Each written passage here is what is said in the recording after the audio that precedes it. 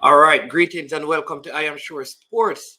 Yes, we just want to give you an update as to what is happening in the DaCosta Cup and in the Manning Cup today, as we have some final scores in some of the games. So this is a very quick video, giving you the score updates of the games that have just been concluded for today, so you can know what the point standings are and what is happening in terms of projection for the second round of both the Manning and the DaCosta Cup. All right, so we're going to dive into that very quickly, but I need to share one bit of information with you concerning one more team that they have some points deducted from them, and this is just being released. It was released earlier uh, by ISA, and it says, please be advised that Paul Bogle High has lost points gained from matches played against Port Antonio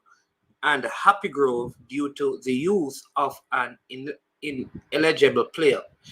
Um, so they give you the revised standing of the zone, and this is at the end of the preliminary round. And what it means is that Paul Bogle has been eliminated, and so there is going to be a playoff over there in Zone G, and the playoffs will see St. Thomas Technical playing against Seafort and Port Antonio, and Happy Grove playing against Port Antonio and Seafort. Then the points from those games will be added to their to the preliminary round points to see who has the most points, and two teams will qualify for the next round of the competition. All right, so presently St. Thomas Technical is on 8 points, Happy Grove on 7, Port Antonio on 7, and Seafort is on 3. So those four teams are going to enter a playoff, and that is because Paul Bogle lost points. All right. So now over in the DaCosta Cup, some very interesting results today that shifted some things in terms of matchups and points. So there are a few games that were played. Today I'm going to give you the score. One was a rescheduled game. I'm going to get into that and the implication in terms of the standing in the zone. But Cornwall College, they defeated Herbert Morrison, and this was the Montego Bay Derby. And what this means is that Cornwall College are almost sure to advance to the second round, along with William Nibb, though William Nibb suffered their first loss of the season. They were defeated 1-0 by Holland, who played most of that game with 10 men. I must say that I am very disappointed in the play in this particular zone. This is the first game that I'm watching, the first set of games I'm watching in this zone, but the teams lacked quality, in my opinion. And yeah, I just didn't find it a good game. I didn't see quality play. There was no player that really stood out in either of the games to me. I think the Cornwall College custodian is a very good one, and the man of the match in the Cornwall College game, I think he's the number 7. He also had a good game, but outside of that, there was no standout performances. And I just think that this zone, I mean, the table toppers, William Nibb, were surprised by a Holland team that, I mean, we're at the bottom of the table. It just never looked good. Herbert Morrison didn't offer a whole lot in this game. So I don't know. But yeah, so what the state of that group is, there's one round of games left for the teams that are in contention. All right. Because they cannot be passed by the other teams. I think Irwin is the only team because they are in 4th place and they have 2 games. So if they win their 2 games, they will go to 15 points and they could pass Cornwall College or Herbert Morrison. Cornwall College are in 2nd and they're on 13 points. So they could top the zone if William Nibb loses their last game. So from where I stand, I think Cornwall College, having won this game again against Herbert Morrison, has put themselves in pole position to advance to the next round out of Zone A along with William Nibb. And so that's what it looks like. We wait until the weekend fixtures so we can get the final zone positions. But I believe that William Knibb will still make it through, because it's going to be difficult for them to be surpassed by any two teams. So William Knibb, though they lost today to Holland, are still going to go through, and I'm picking Cornwall College after they defeated Herbert Merson by a 1-0 to go through. Now, the other interesting thing that happened today is that there was a game that had to be replayed, a game between Cornwall College and Claude McKay.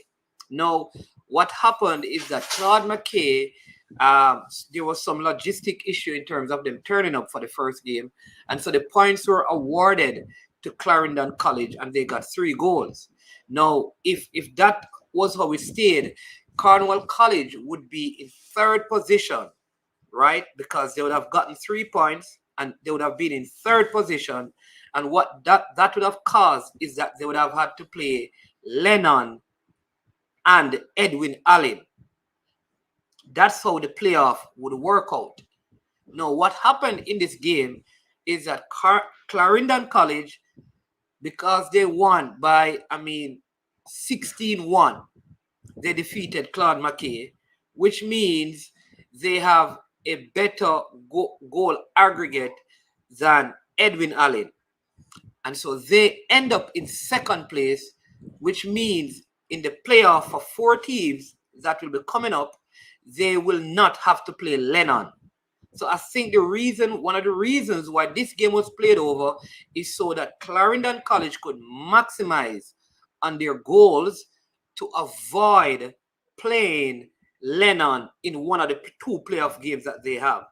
Now, interesting though is that, remember now, all Clarendon College has to do is win one of these playoff games.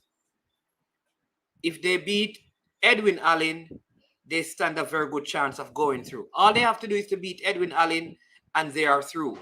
Lennon just needs to win one of their 2 playoff games, and they are through. Edwin Allen will play against, Edwin Allen will play against Glenmuir. No, Lennon, will play against Glenmuir, and Clarendon will play against Edwin Allen. Clarendon can tie that game and still have an opportunity, because in their last game, they will go up in the playoff. They will have Glenmuir to play. I hope you're following me. Right? Now, Glenmuir had the better of Clarendon in the preliminary stage. They defeated them with a free kick, 1-0 though. Many said that Clarendon played better. Didn't watch the game. Also, Glenmuir will have to win both of their games, meaning Glenmuir would have to beat Lennon and beat Clarendon College to advance. I don't see that happening. And so right now, the battle is between Clarendon College and Edwin Allen. Whoever wins that game, I think, would be in the best position to advance to the next round, because I think Lennon will get the better of Glenmuir and qualify. So that's what happened in the DaCosta Cup.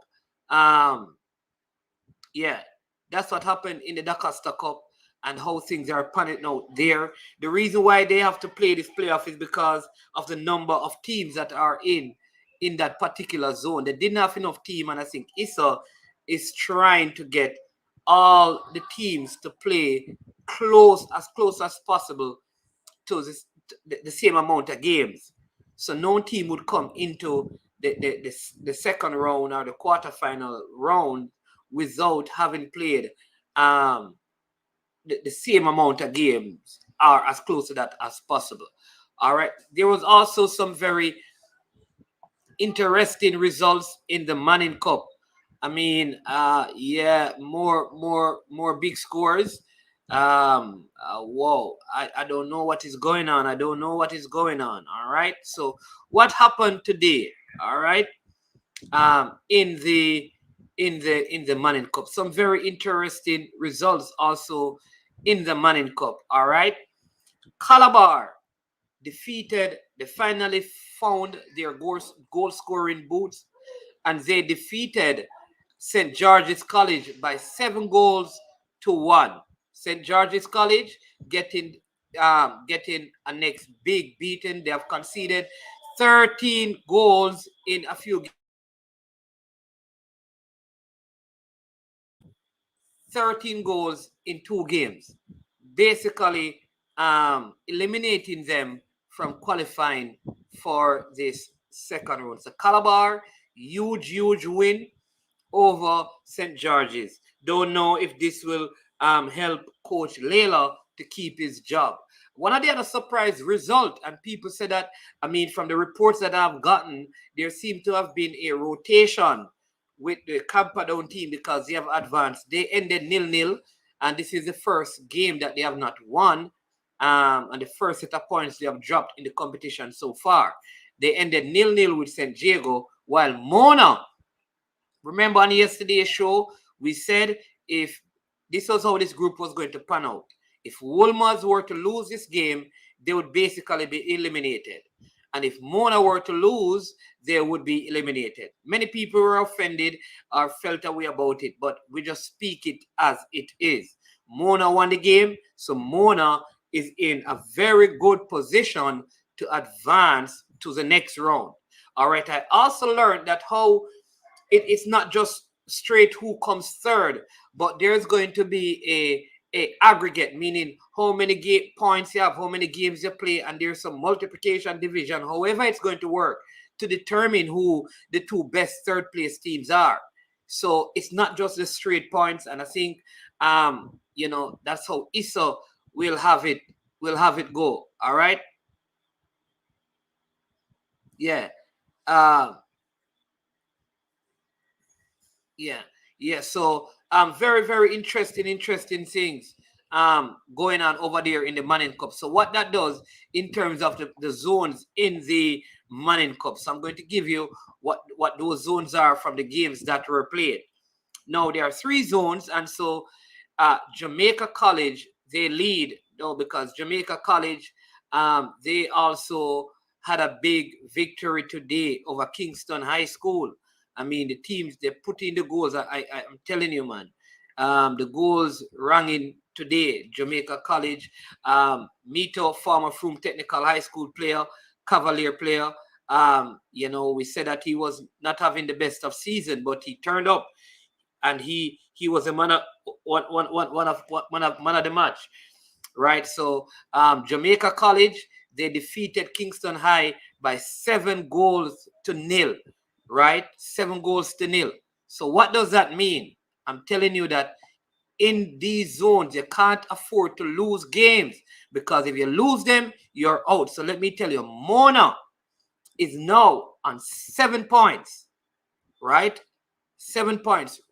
2 points behind Kingston College, and they are tied on points, having played a game more against St. Catherine.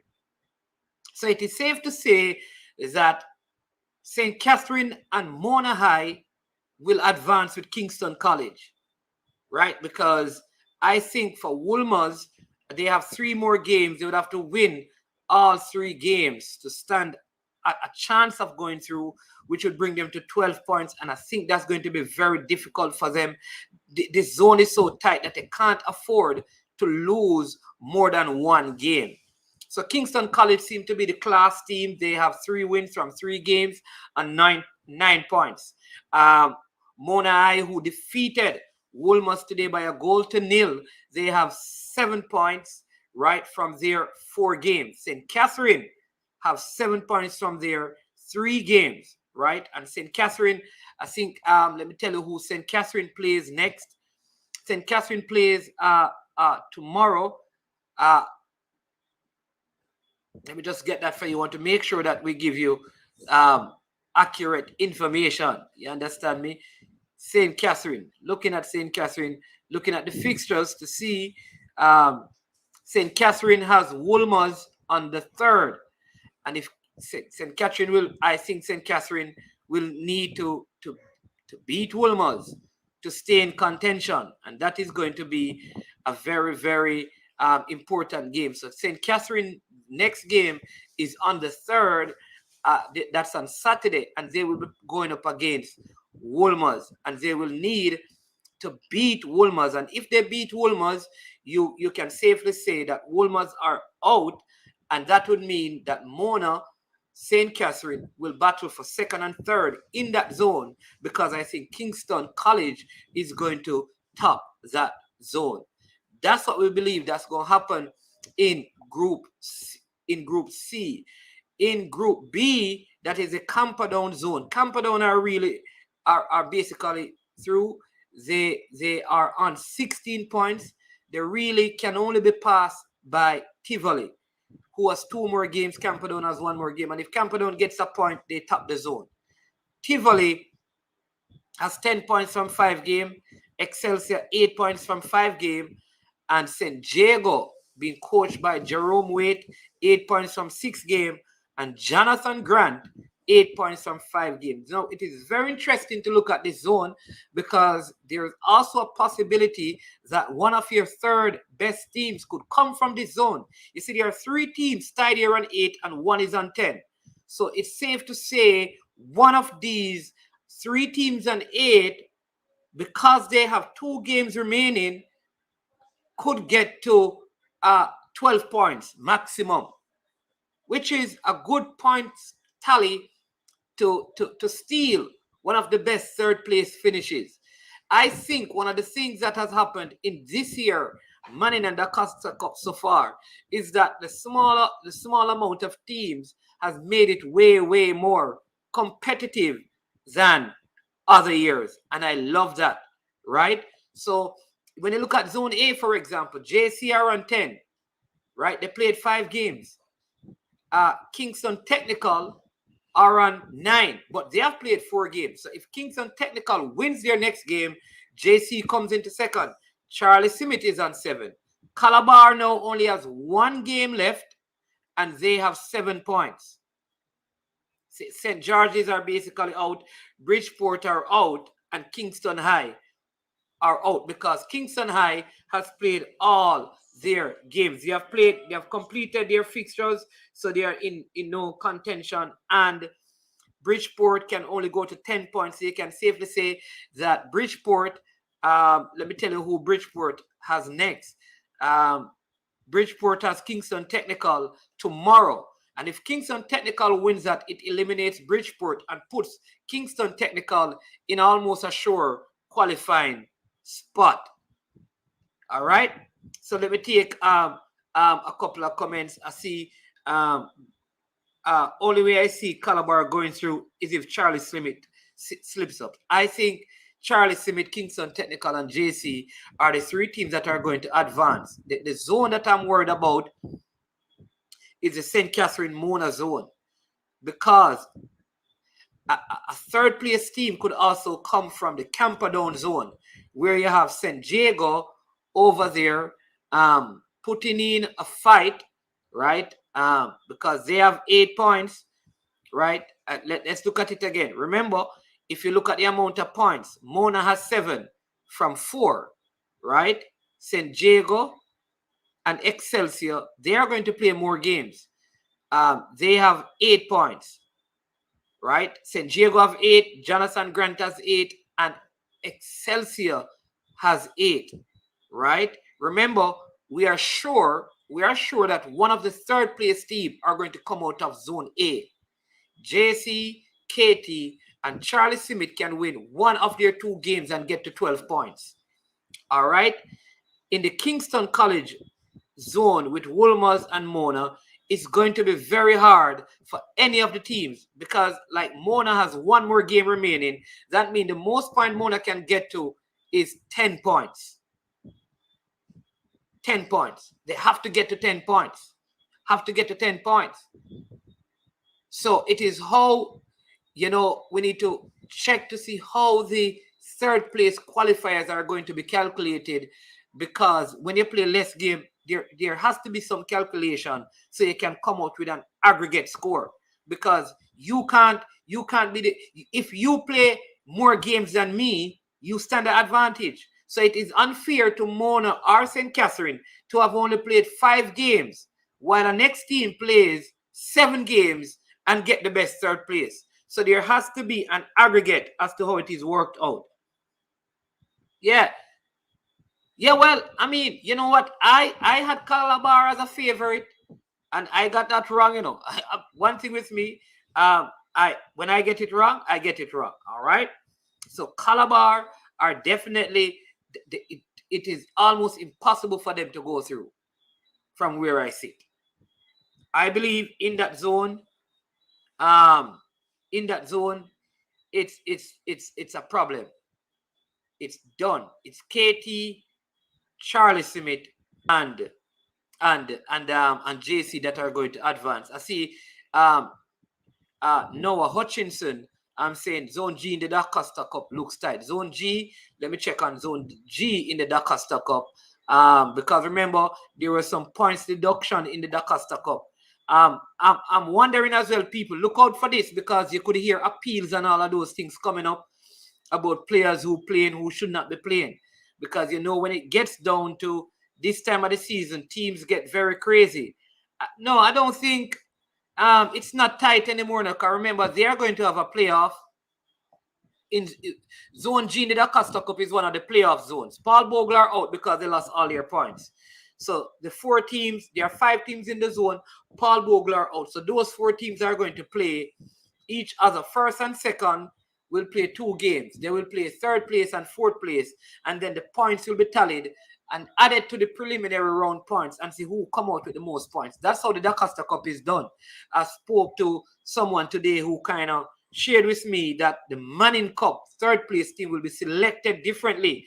They will be doing it based on aggregate. The games you play, the goals you scored, and the points you have. And then when that is calculated and the aggregate point is determined, that is how they select the best 3rd team. So, for example, Mona could have, for say, 7 points as an example. This is just an example. Mona could have 7 points or 10 points, and the next team have 11 points and finish 3rd, but Mona goes through, or St. Catherine goes through, because they would have played less game than the team that has 11 points. Making sense? But I suspect by now and the 2nd round beginning, you're going to hear about appeals. You're going to hear about appeals and team lodging complaints and appeal. All right. And I got a text here. So let me just read this text. Very interesting text right there. 1 down. I got this text. Okay. 1 down. What you have to say now? All right. And this is from Mona. Mona is letting me know that 1 is down, and what do I have to say now? Listen, we're having the show, and we will say it again. If Mona had lost today, they would have been in problems. All right? If Woolman's lost, they would have been in problems. That's it.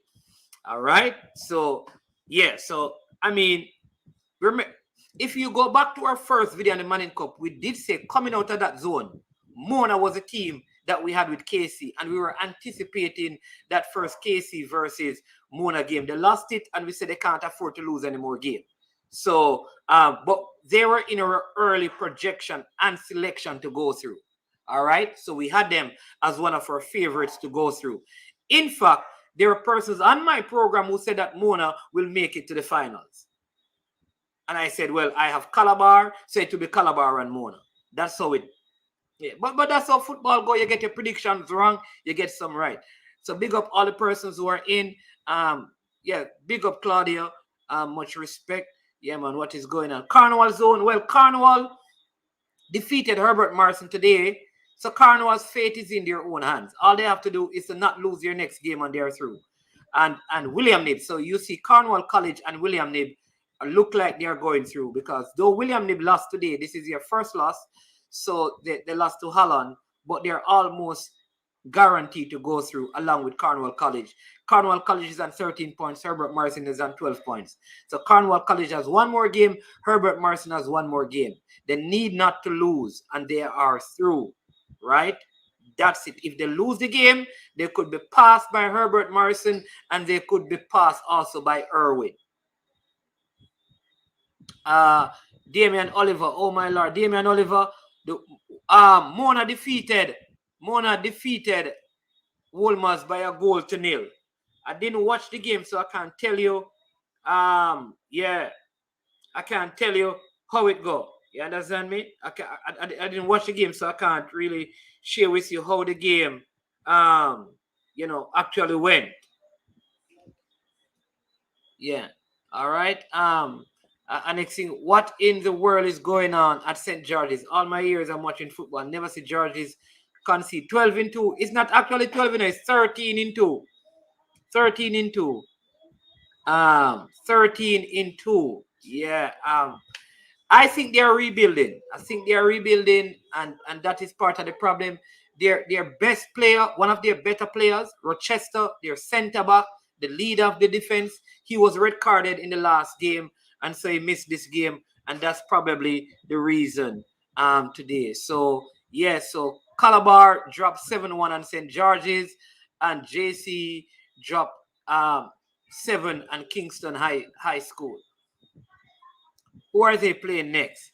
Are Cornwall? All right, so let me go back to the DaCosta Cup and tell you who Cornwall will be playing. Cornwall's last game, let me give you Cornwall last game. That will be on Saturday. Let me give you that Cornwall last game. Coming up, I'll tell you that shortly. Cornwall. Where are you, Cornwall? Cornwall. Yeah, so Cornwall, I'm going to find Cornwall plays Maldon. So that's their last game against Maldon. So once they defeat Maldon, they are good. All Cornwall has to do is to defeat Maldon, and they are through. Right? Once they defeat Maldon, they are in the next round. Yeah. Which school dropped 7 today? Well, 2 schools scored 7 goals. Calabar scored 7 and JC scored 7. Yeah. So basically, Calabar are really out. You can almost say for certain right now that Calabar are out right now. Yeah. I think it is safe to say that Calabar are out. So good performance by Mona. I mean, they rebounded. You understand me? And they are in the run. They are in the running, people. Like I said, either of those teams, if any one of those teams had lost the game, then they would have been in problems. So Wolmer's lost. Wolmer's, man, you still Calabar. Hold on. Yeah, if Wolmer's lost, so Wolmer's are going to have it very difficult because I think St. Catherine are in pole position along with Calabar, along with Mona, and Jamaica and Kingston College to go through. All right, Shamar is saying, Mannings, you still see Calabar? I go through. No, I don't think Calabar can go through. From that zone, here's who I believe will make it through. JC, Charlie Smith, and Kingston Technical. In fact, if Kingston Technical beats Bridgeport tomorrow, that's it. They are basically through.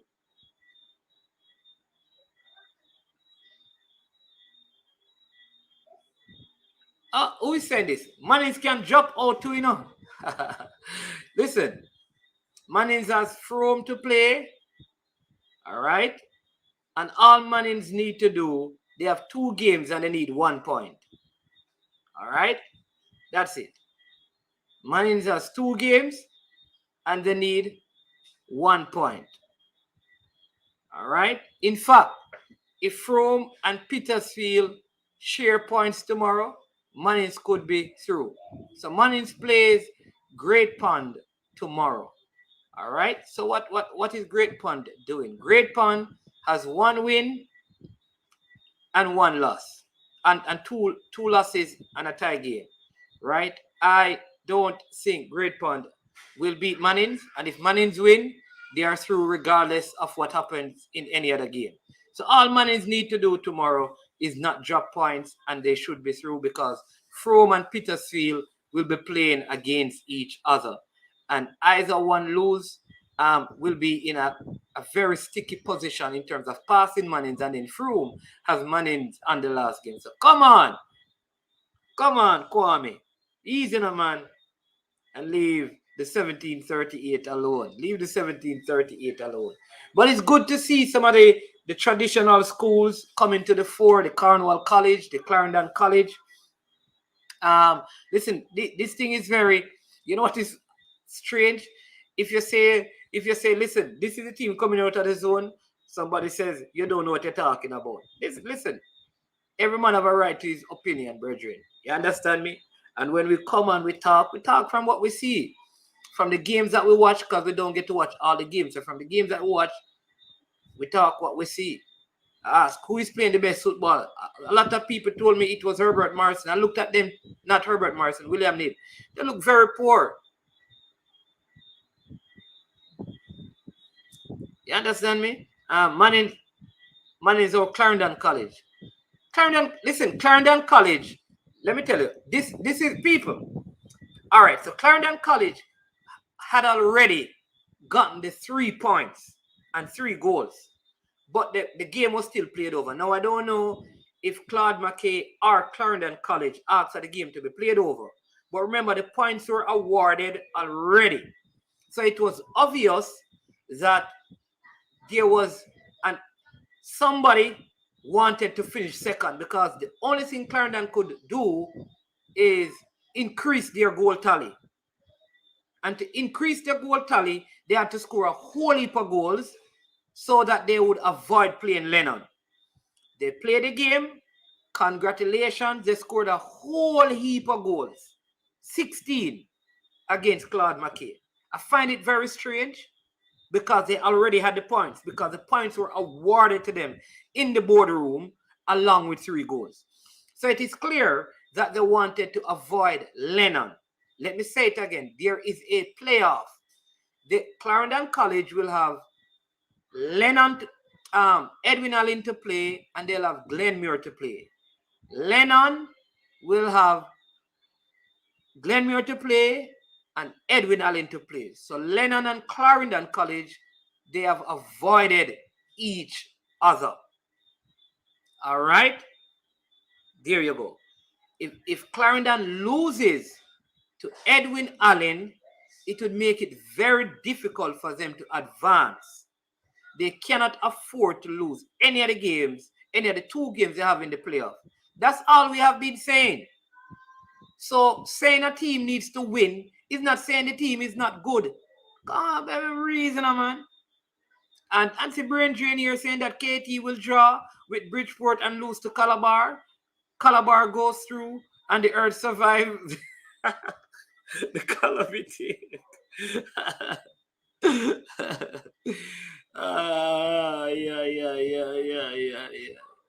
All right. Well, Brain Drain, we'll check in with you tomorrow. All right. And then if the points awarded, why should it play over? That's what I'm saying. I don't know why they did it, but the points were awarded to Clarendon College and 3 goals because of the whole situation with Claude McKay. But they played over the match. And I think because, like, I don't know, so I can't speak to it, but the fact that Clarendon ended up scoring 16 goals. Remember at halftime, I think it was like 4-1 and they scored like 11 more goals. So you understand me? Sometimes these things, they happen. It's football. You can't say it was fixed. You don't know. It's football. But obviously, the plan was, let's avoid the best team in the zone, who is Lennon. And nothing is wrong with that. You have to strategically position your team. That's it. Somebody said it's a rule from before, so why Issa allowed it to play over? I don't know. I can't. Let's say I can't speak to it because I don't know the intricacy. I don't know the details. I don't know who, because I don't think Claude McKay would have appealed the match because it could not go through. So, in my opinion, Clarendon wanted to play the games so they could increase their goal tally to avoid Lennon, which is not a bad thing to do. You know, if that option were available to me as a coach, I'd probably take it so that I could advance. I think Issa didn't want to give away the 3 points without a team being played. I don't think they were trying to avoid Lennon because they played them already and the game draw. Right, so there you go. But remember, they could not afford to draw with Lennon and go through. Because remember, if they finish in third, they would have had 2 harder games, Lennon and Edwin Allen. But you know, maybe it doesn't matter. I agree with you. Maybe it wasn't. It's just fate that they ended up scoring so many goals in the game. But it kind of looked that way. So I don't know. Oh, it's Issa. Here Fresh God saying it is Issa who did it. So what school result is Calabar champion depending on? Oh, Calabar champion is dependent on Kingston Technical and Charlie Smith losing games. Yeah.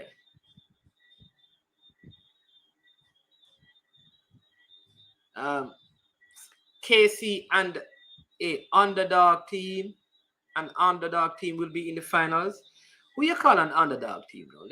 Let's see. Because listen, do not write off Jamaica College people.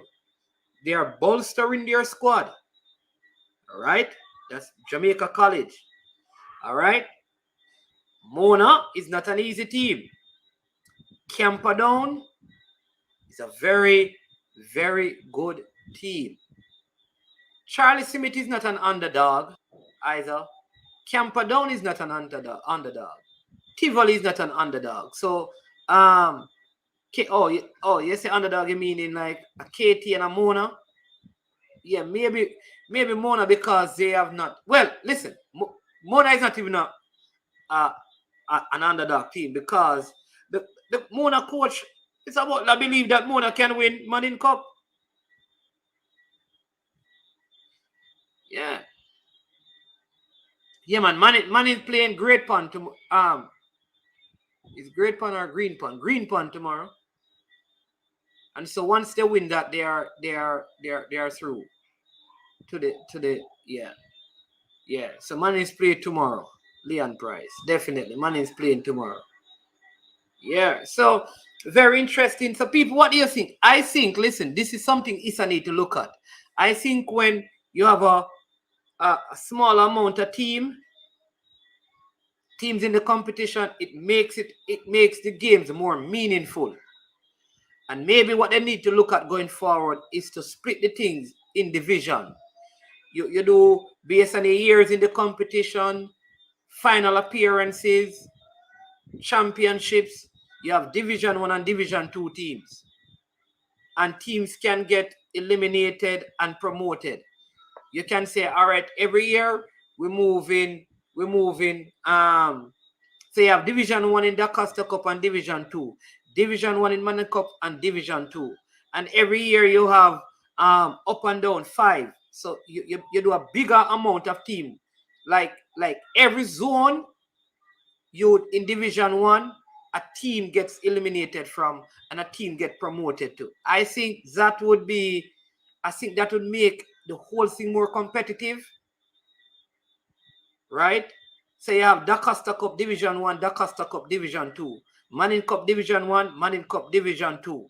And you do that, and you have teams moving from the divisions. Right? Because here's what I think. Like there is a lot of teams in. Listen, we not realize, all right, look at the DaCosta Cup, right? Look at the DaCosta Cup. The DaCosta Cup presently has, like, in a year when more than half the teams are not in it.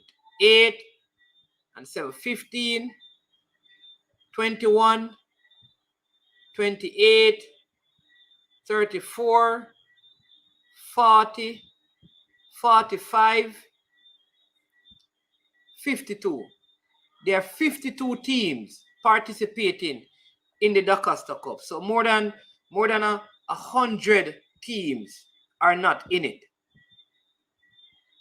Close to somewhere between 50 and more teams are not in it. Right? So I think to have a competition, watch this, follow me. Just like, remember, I know, even champs, to be at boys champs, you have to qualify, you know. It's not, so there's an elimination process that gets you to champs. So there are schools who are ISA schools who participates, but they don't get to be in champs. They don't have an athlete at champs, any at all, because they don't meet the qualifying standards. Right? So my suggestion is, listen, all right, so my suggestion is you have Division 1 and Division 2, right? It's still called Manning Cup. It's called Manning Cup Division 1, Manning Cup Division 2. It's no less value, but it's a way of balancing the whole thing. It makes it way more competitive. Not because I don't want schools to develop football. This is not about football development. It's not about football. I'm not talking, we're not people. We're not talking about football development. I didn't call JFF name. I didn't call Jamaica football name. So let's not get into, this is not a JFF thing. I'm talking about schoolboy football. All right? The only reason why I am suggesting this is because this season, with fewer teams in the Manning Cup, all the games have value. So my suggestion is that maybe having less teams will make the thing more competitive. I said nothing about developing football. Come on, man, we can listen. No? I didn't say anything about developing football. That's what I'm talking about. Schoolboy football is from September to the beginning of December. That's schoolboy football. September, October, November, December, in terms of the competition itself. The ending of September, beginning of December. And so what you have is this condensed schedule with a whole lot of teams. So that is my opinion. You know, if you agree, All Topic TV. All Topic TV. You know, if you agree. That is my opinion. That's all right. This is a school program and it should remain as how it is. All right. So once there's a school program, no school program should be changed. In Kwame, we shouldn't change. Once something is in the school, it should not be changed. Because something is in the school, there shouldn't, no matter how long time is, it should not be changed. School competition has changed over the years, if you don't know. There's a time when certain schools could not play in DaCosta Cup and Manning Cup. They had to play in the secondary competition. So things have to change. It can't remain the same. Because next year, you're going to have more high schools. All right? So let me give you some other things that you need to. Thank you, Leon Price. At least we also agree with. The competition can be qualified if they allow the top schools to take away the lower school ball. And no, you see, now you're gone different. We keep the nothing. All right. So, people, nothing is wrong with what is happening. Nobody said anything is wrong, Kwame. But not because something is wrong with something, it like nothing is wrong with that thing, mean you can't make it better. You never see a man have a car yet and buy a car because it's better. Things can be added to improve. So don't say, come on, man. All right. We're not saying anything is wrong with it. We're saying this is a way that can make it more competitive because more schools are being added to the high school system every single year. And next year is going to be a whole lot more. So we have to think about as things and times evolve. We can't say we're not supposed to change or add to the thing. All right. People, Do you think the lesser team can improve each other? You notice, you see now, you see sometimes people carry conversation. All Topic TV, I never said anything about lesser teams, you know. I never said there's lesser teams. At no point did I say lesser teams. Let me say it again. And before you are quick to respond, listen to what I am saying.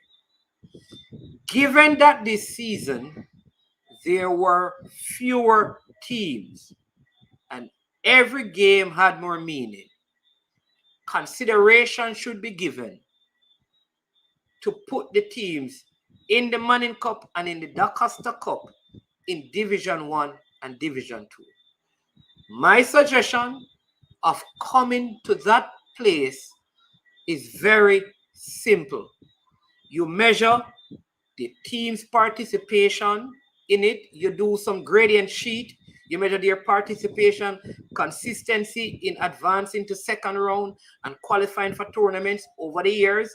And you say, all right, based on your rating, you are rated in the 15 to 20 bracket. You will be in Division 1. You are rated from the 5 to 10. You are rated in Division 2. All right. Every year, 5 of you will come up and 5 of you will go down. Right? So everybody at some point will have an opportunity to come up and go down. When you're playing your knockout competition, you can play it broad scale. Everybody is mingled together, just like how you have. Because a team in Super League is not necessarily worse than a team in Premier League in Jamaica. So I'm not saying that it's lesser teams and better teams. That's not the issue. The issue is the 3 months with so many games being played. So if I had in my zone just 4 teams in a Division 1, it makes a lot of sense. It could add to what is there.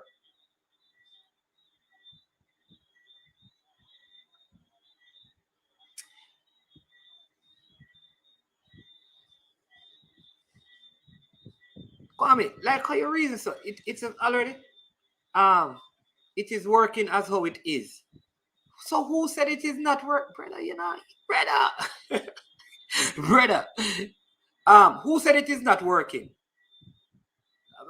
That will appeal. Look at champs. You qualify for champs. That's why some schools don't get to qualify for champs.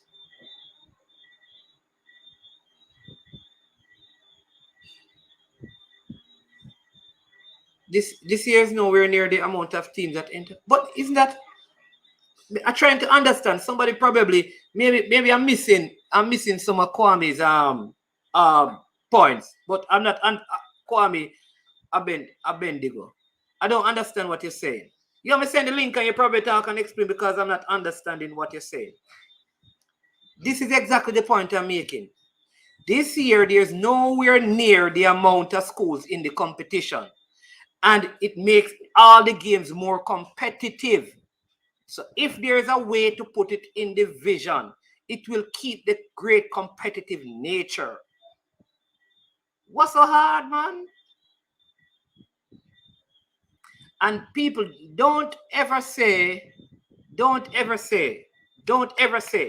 any platform, don't ever say something is working. Don't change it. When that's the problem. Good change is always good. You can add to things. You can add to things and to make it better. So here's the principle. What is the enemy of best? The enemy of best is sometimes not worse. It is sometimes good. Some people sometimes settle for what is good instead of what is best because of the short window the season is played in. If you played it in the division, it's just one way. It's a suggestion of how it could work. Because we do it in other things. It used to happen before. The secondary schools, they never normally played in Manning and DaCosta Cup. Who is this? Good evening. I miss about like this. Jump on, come talk to me, Mr. Butler. Well, let me drop the link there. Because I feel like Rich is Mr. Butler right here, though. I wonder if is Mr. Butler. I know this is a Mona person now, you know. It must be a Mona man, this. No, it must be a Mona man. Let me drop the link.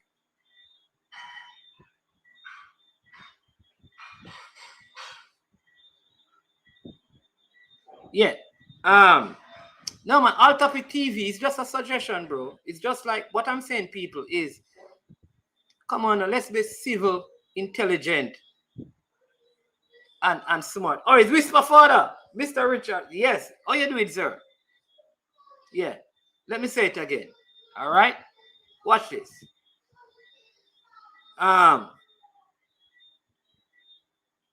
Here's the thing.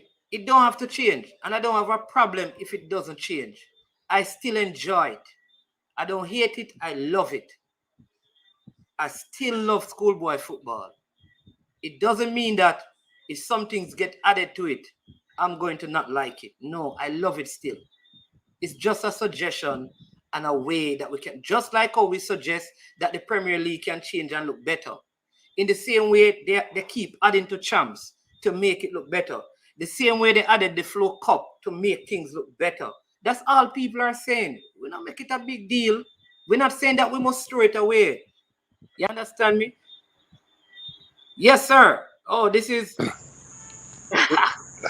Mr. Richard. Yes, sir. Good night. Good night. Good night to you, sir. Mr. Butler, can come beat me because Mona win, not sure. Mona won today. Yes, we won today. Yeah, man. So you guys are tied on points with St. Catherine High.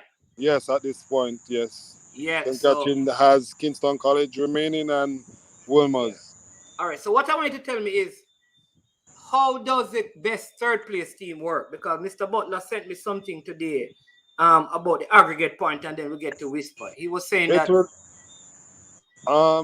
Issa is the one that makes the decision on that. The third place team, we would have a lesser chance as we play lesser matches, as you know. But right. because of the points that we will end up with, we still have a say in the third place. I thought Mr. Butler was saying is that they're going to do an aggregate thing, like calculate the games you play versus the points you have. Because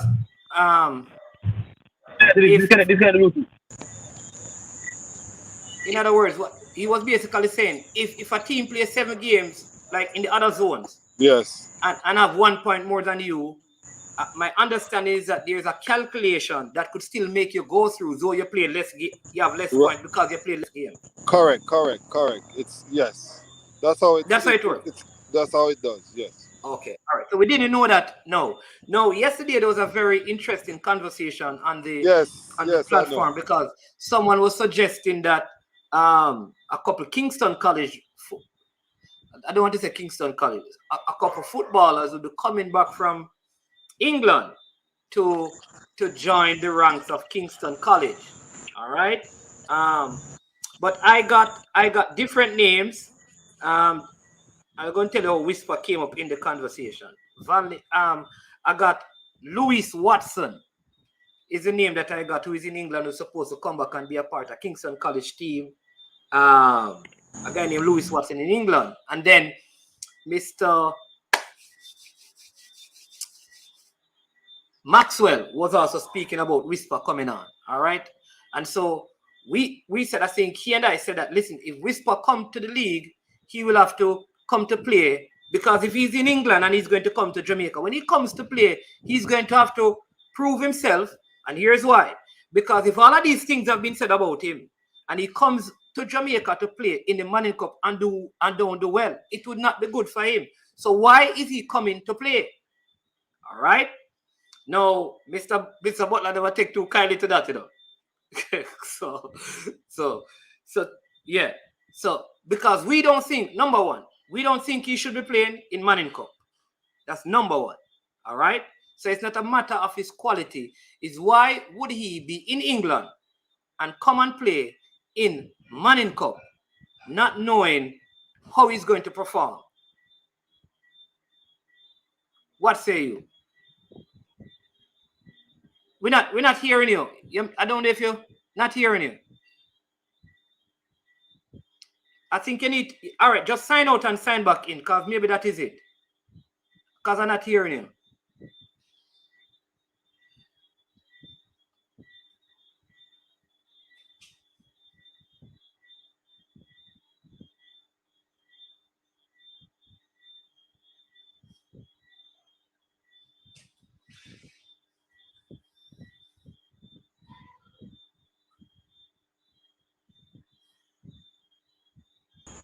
Yeah, go ahead. Yeah, we're hearing you now. Yes, you're hearing me now. Yeah, man, loud and clear. Okay, good. You mentioned Kingston College and Whisper playing in the schoolboy football. All of Jamaica want to see him play in the schoolboy football. We talked about the national under 20 team picking from this. And if he wants to be in that, he has to show the nation what he can do. Now, hence, I don't doubt that he will do great in the Manning Cup. It's like a stage you set for a player like Whisper. I mean, he's just a striker that has the eyes for goals, and people will tell you that they like how he play. I was sent the link from yesterday, and Yeah.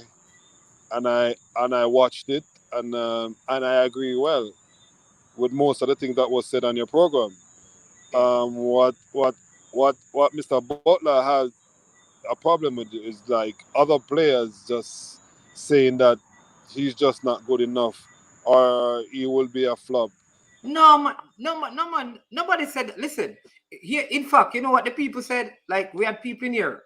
I don't know what. Listen, I'd love to hear that part, because a lot of person were saying he wouldn't flop. Nobody said that. In fact, they said that he scored. I think Maxwell gave us the record for the amount of goals he scored at. I think under 14. 29 goals. 29 goals, and said that he Yes. has proven himself already.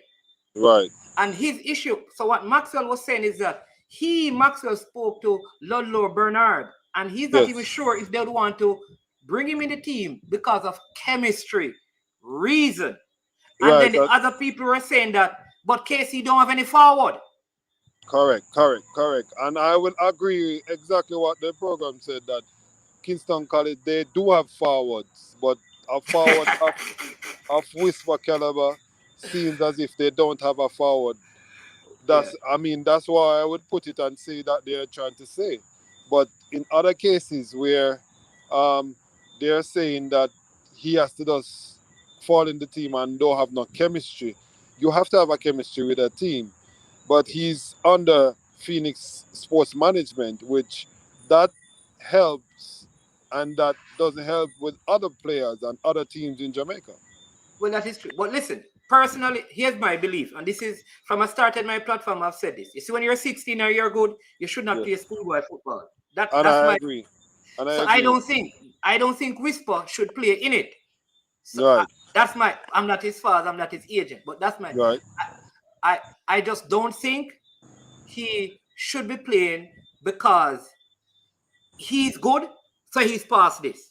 What is the reason of playing in this? It's the same thing I with the Mount Pleasant players playing in the league. Why did you and I have the same problem with Tariq Eminis. You just played for Harborview in the Premier League. What are you doing playing for JC? It's the same issue I have, but I work with it. You when you are managed by a particular sports management, they are worldwide, and Yeah. certain players can't do just as they like. It's not Okay. like that in the real football world. Football is a big business, and certain things can't even be said over on social media, Yeah. which is his plans for him. But there are major plans for him, so we can't just have him just playing as if it's nothing is going to his future.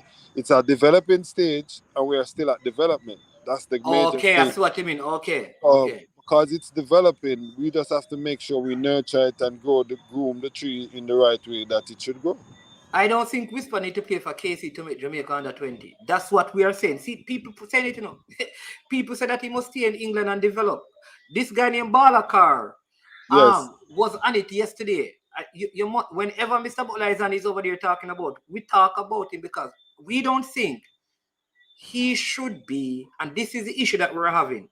Why are these players who are so talented? The reason why it's an issue, as everybody, I mean, Balaka, you, yourself, Manningsman, the other coaches, even Paul Maxwell, no, he has never played for Jamaica ever in his life.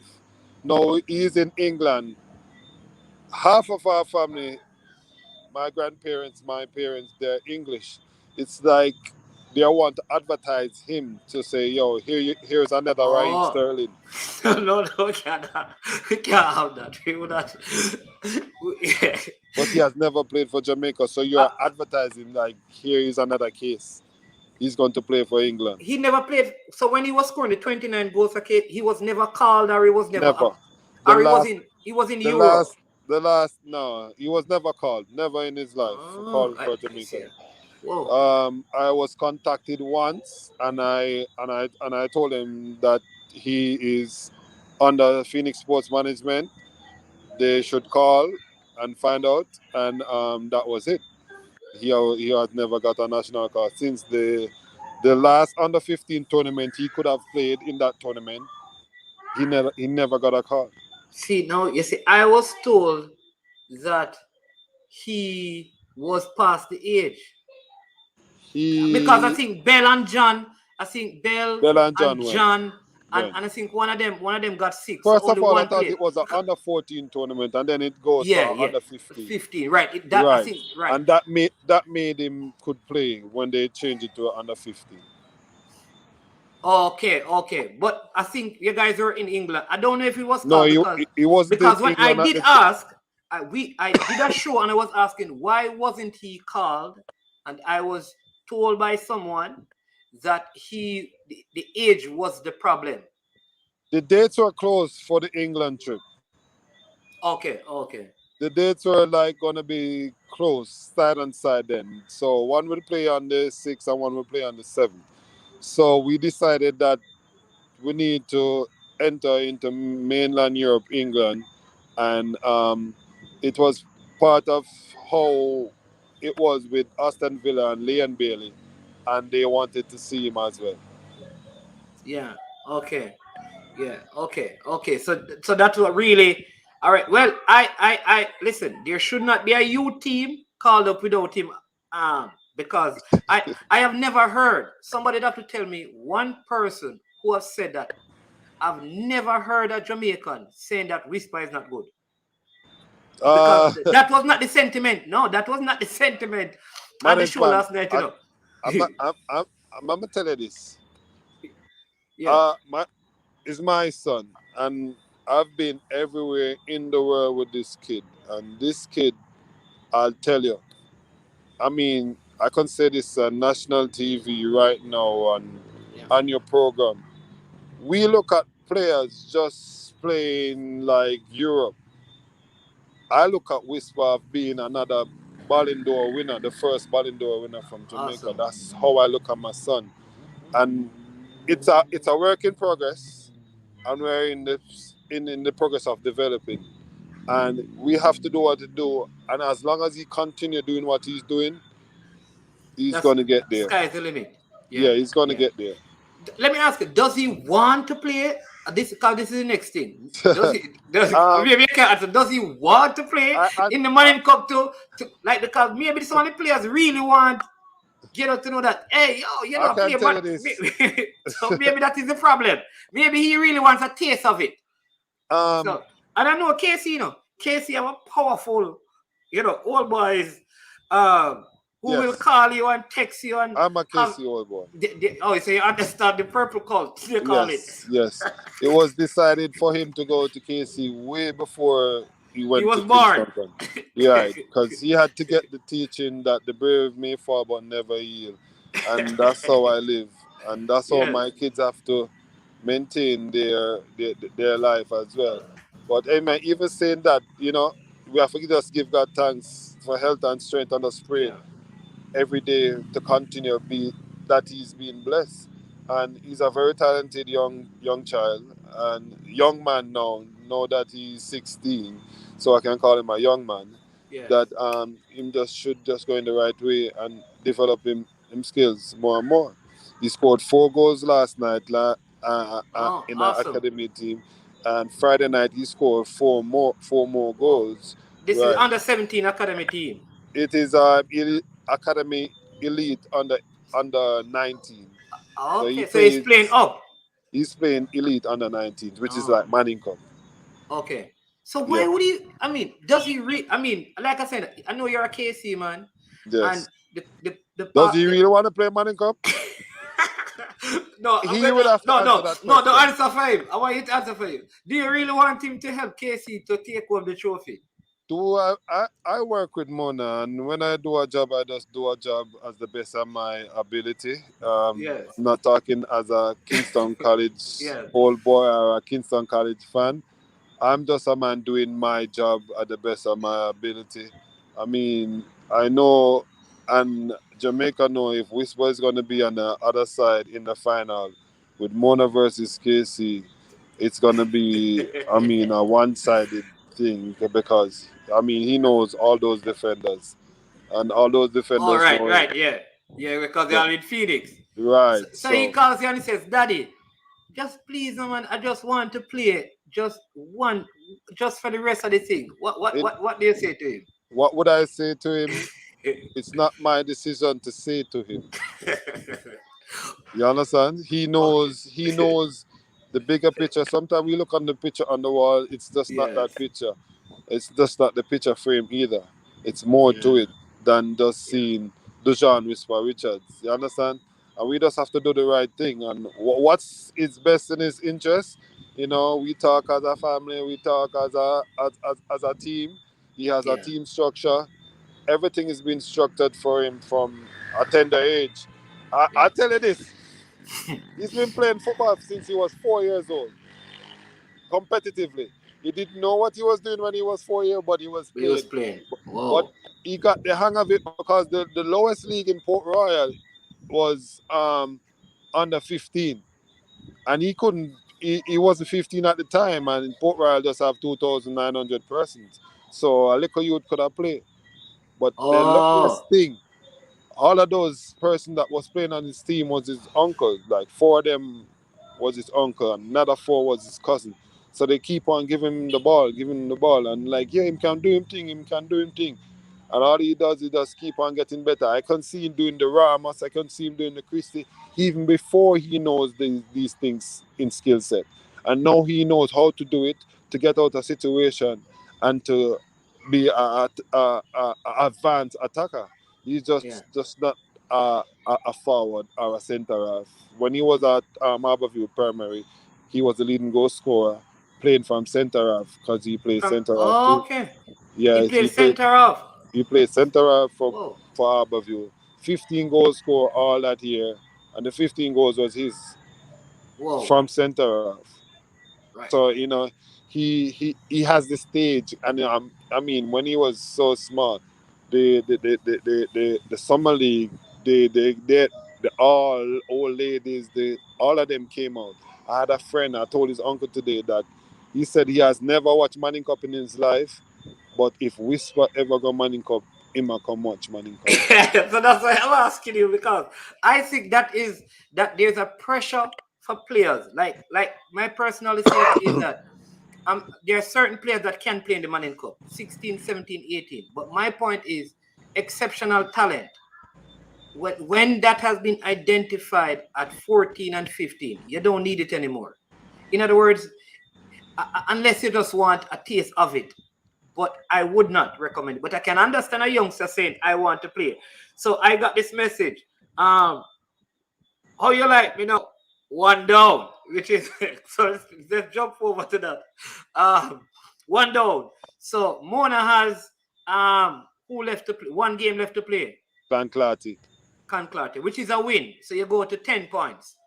Yeah, no, with the work isn't done yet. No, I no. don't. I have to do the work first, and then I put the points Well, on it. I am projecting, We were you know, projecting 10.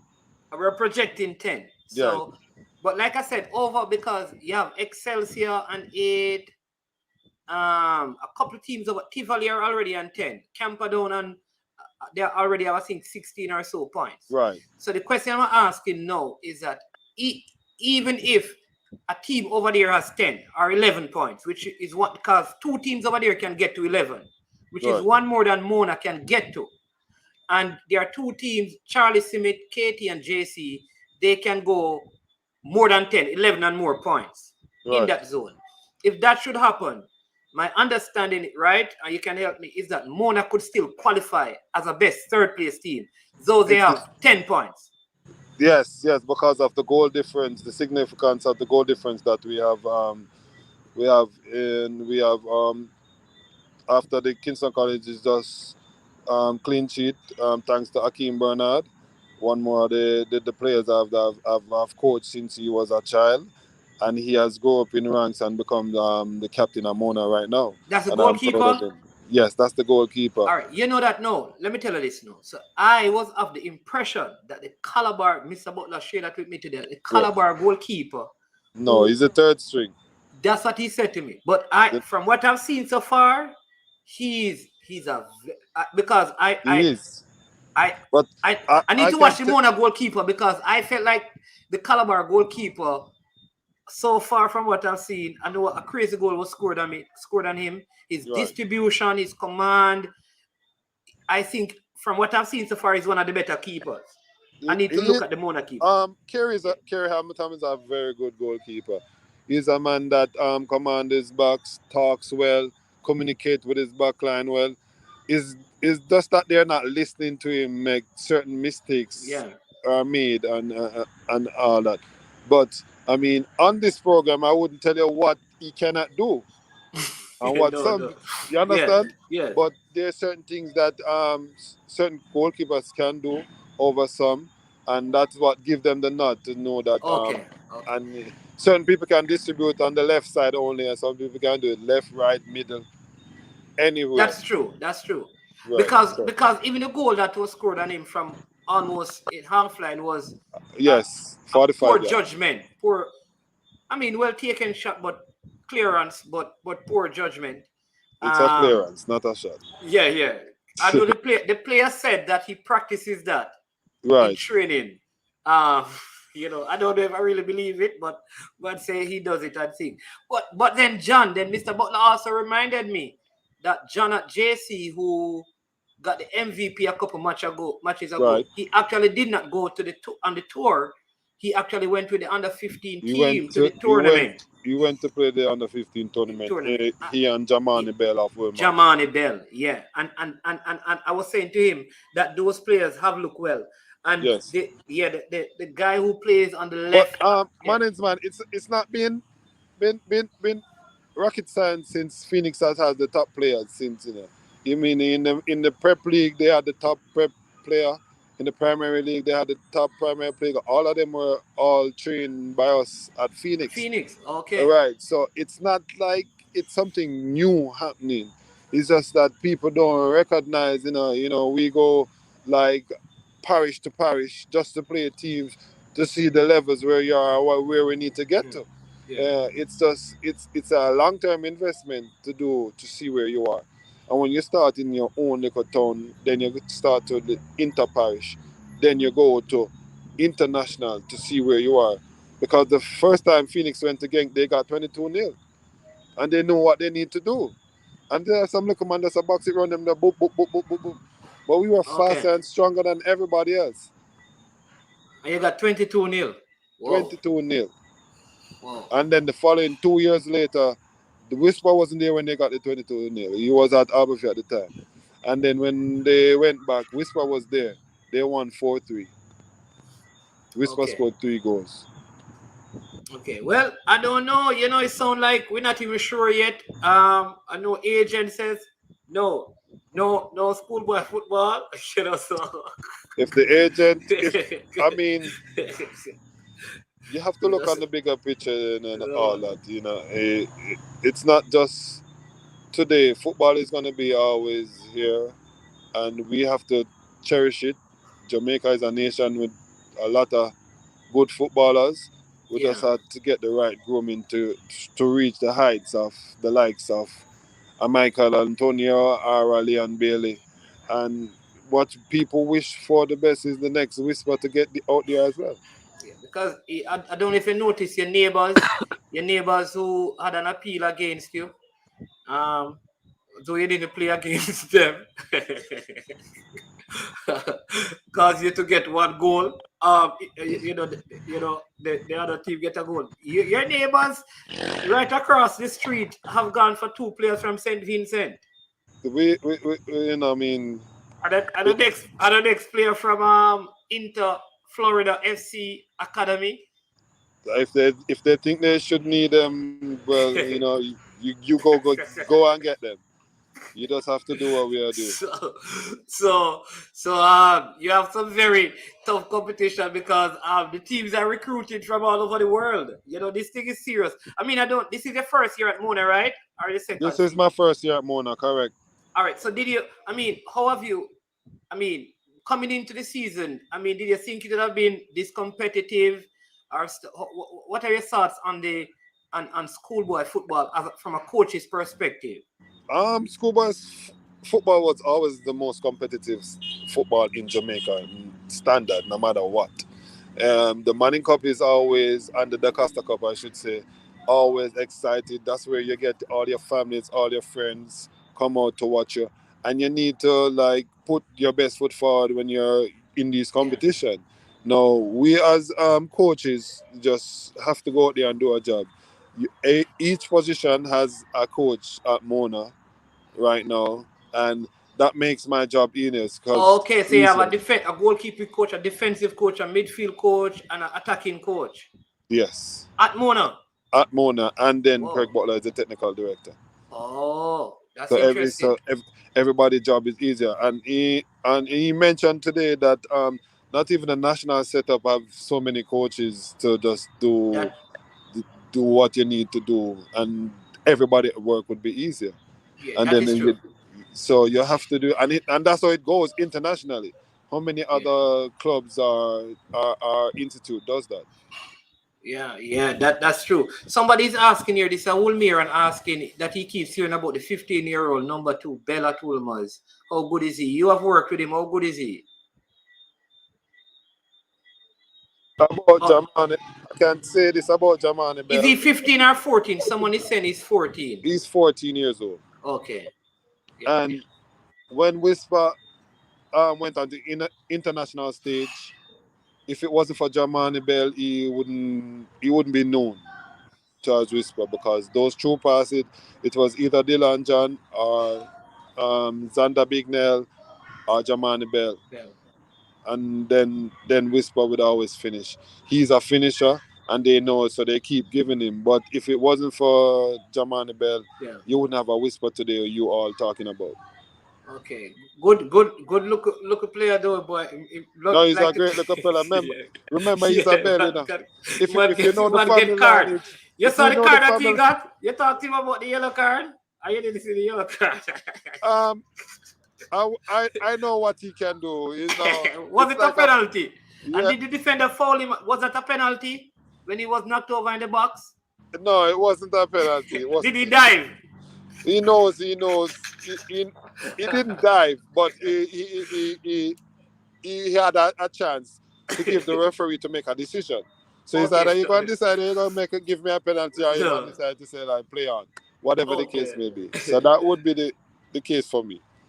Who is this?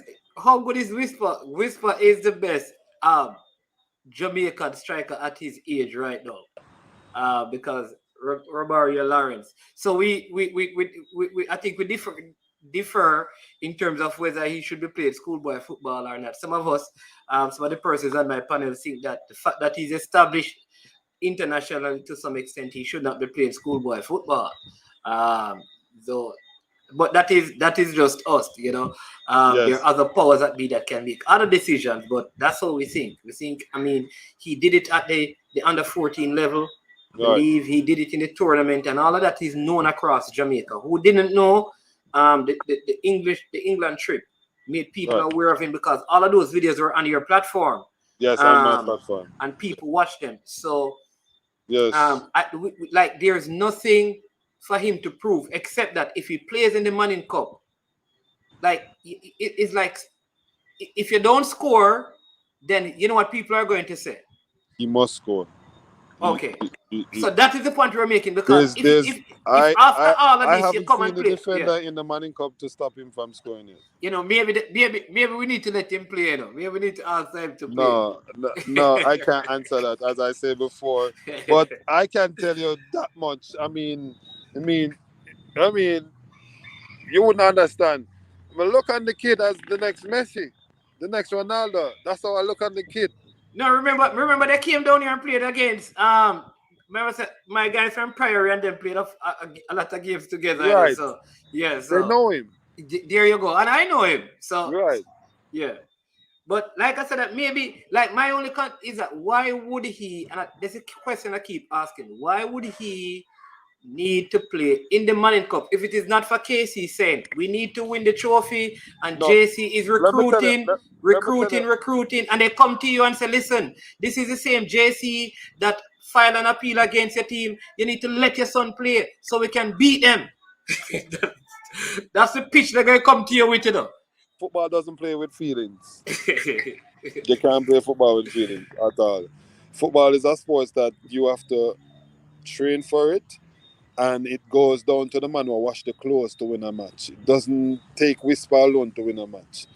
Down to the auxiliary, the man who sweep up the garden of the premises that we train. Everybody have to be into it, as a club, as a school, as a unit. And if you don't do that, you can't win it, because you have to have a supportive team. Yeah, that is true. That is integral to And the whole. the supporting team that he has, let me tell you this: my brother Nick Richards plays for the NBA. Yeah, he's a basketball, right? Yeah, Right, for the Hornets, and you know how proud it is last night. I mean, I want to come on my eyes. Yesterday was his birthday, and they because made he's 21, right? No, he's more than that. He's 24. 24, okay. Right. Because he got drafted not this season, I think the season before. Season before. This is his second season in the NBA. Yeah. And for you to hear from Kingston, Jamaica, and you know that's your last name, you're hearing, he wasn't the basketballer. I was the basketballer. And yes, I mean, I have numerous around trophies and all that, from high school to club league to England, all over playing basketball. So it's so just. you're on the KC team that Knox normally beat? No, I wasn't on the KC team. I didn't play. I did track for KC. I played basketball for JC. So I went to KC and JC. I see. I wonder how that is working out, you know. Oh, that work out is just one of few players that does that. Same like Leon Bailey. You went to Kingston College before you went to Jamaica College. Okay, all right. So you got. So you're not really purple, and you're not really blue. You're just a mixture of both. I am a mixture of both. It's a reason why I went to Jamaica College was I can tell you have a particular person that I looked up to as a mentor, and he always shake the Jamaica College athlete whenever they have a sporting event, and I wanted to meet the man so bad. His name is Michael Manley, and when I want to meet Michael Manley, because I look up to him as a mentor, the things that he does for Jamaica and the thing that he does in life, I went to Jamaica College just to shake that man. That's very interesting. That's an interesting story. An interesting story. Dre, anyways, I also said here that not even Keith Kelly or Alex Thomas played Manning Cup for us at 14. I think he's speaking reference to Bell, because Bell is the youngest Phoenix player playing Manning Cup, right? No, Sean, the Mona player, 13. At Mona, he's 13. 13. Okay. Yes, Sean is the youngest Manning Cup, Phoenix player. Okay. Yeah, man. Well, listen, I'm glad that people are Go ahead. I have to go now. Yeah, man. Thanks for for having you on your show. No, thanks for coming on, man. I hope I entertain your audience as long as I could. Tell me something if you go easy, you know. Tell him you go easy.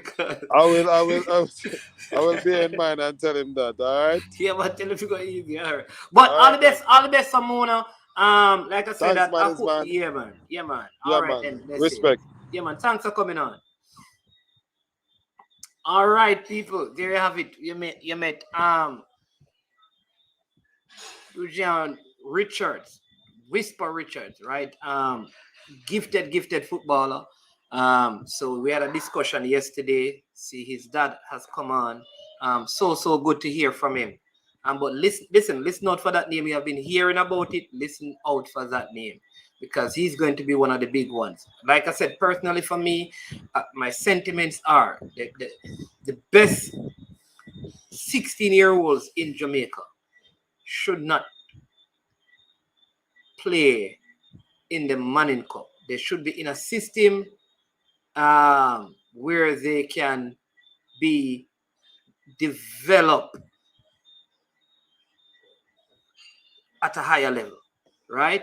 I see CC asking, management, what's the stream for? See you drop it in the link. All right, CC, I'm going to put it now because for the chat, because I know you want to come on. There you go, sir. Let me just give it, because I know he wants to come on and tell me how Clarendon College dropped how much today. So come on and tell me, CC, what happened over there in Clarendon with Claude McKay, and tell me why the game was replayed after they had been awarded the 3 points, and then we will we'll close it. Come on, CC.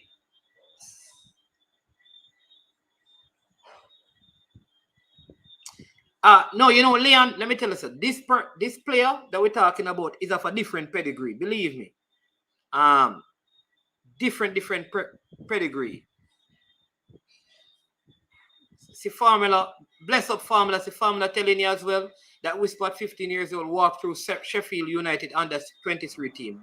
Big player. CC! So, big up. Yeah, what you want to do? Come beat me now, because remember, me never talk about this match, you know. I wasn't talking about this match yesterday. I was talking about the playoffs. No, man, I know that we were talking about the playoffs, man. Because, man, I say me have a problem with Clarendon. Me say, brethren, at the playoffs me I talk about that they can't afford to lose in the playoffs. Yeah, but tell me what really happened. I know just that troll in the chat, man. Because I don't want to really say. Come on. So, because them not really the thing I was saying in the mornings, man. I was saying to you that when I watched the Edunalin game, right, I realized that we are not the fittest team in the zone. So most of the players them don't really seem fit. Because if you watch the Edunalin game, they gave a good performance in the first half, but they kind of leveled off when they came on to the second half. So they're a team of two halves. So it's like, so even the Glenmore game where they played well, they couldn't finish. Glenmore scored a brilliant goal, and that was that. Okay. But the game today was replayed because apparently Claude McKay appealed the decision. Oh, it is Claude McKay who appealed it? Apparently, that is from what I heard from the sources that told me it was Claude McKay that appealed. I hear from different sources that it was a different, but as I said, maybe that is the case. But from what I heard, it was Claude McKay that would appeal the but that game was like 4-1 halftime. How it ended up being 16, 11 goals in the second half. What did players get red carded? No, but I mean, man, let me tell you, Claude McKay. Remember, Claude McKay conceded 11 from Edunalin, you know. Yeah. So it's just a team that would have gotten. It's just a team that the team where you can get the heap of goals from, like for example, St. Mary's College. St. Mary's College, them name that. Yeah. So it was just a case where that would have happened. To me, when I heard the news, Claude McKay appealing to play the game, I was like, what? Take 3 points, 3-0. And they couldn't go. That's what I'm saying. Something is very because they couldn't go through. So why would they? They can't knock out Clarendon because you want to because even if they beat Clarendon would still have gone through. In fourth gone place. through to the playoff. Yeah, or so why play the game? They could have gotten a win. For what? Anyways, all right, maybe not management, maybe they're ego and them say, oh, no, we still can probably get a win. Because at the end of the day, you don't know what a team might go through and stuff. But I don't think, because I think Clarendon College had took the 3 points and they had gotten 3 points and 3 goals. I don't believe. Right. Remember, based on how the table was, we wouldn't have played. We would have played. You would end up playing Lennon. The thing now, how it is set now, you're not going to play Lennon. No, but I think how it is set now, we are in second. So second place third, and then second place fourth. Fourth. So you're not going to play Lennon.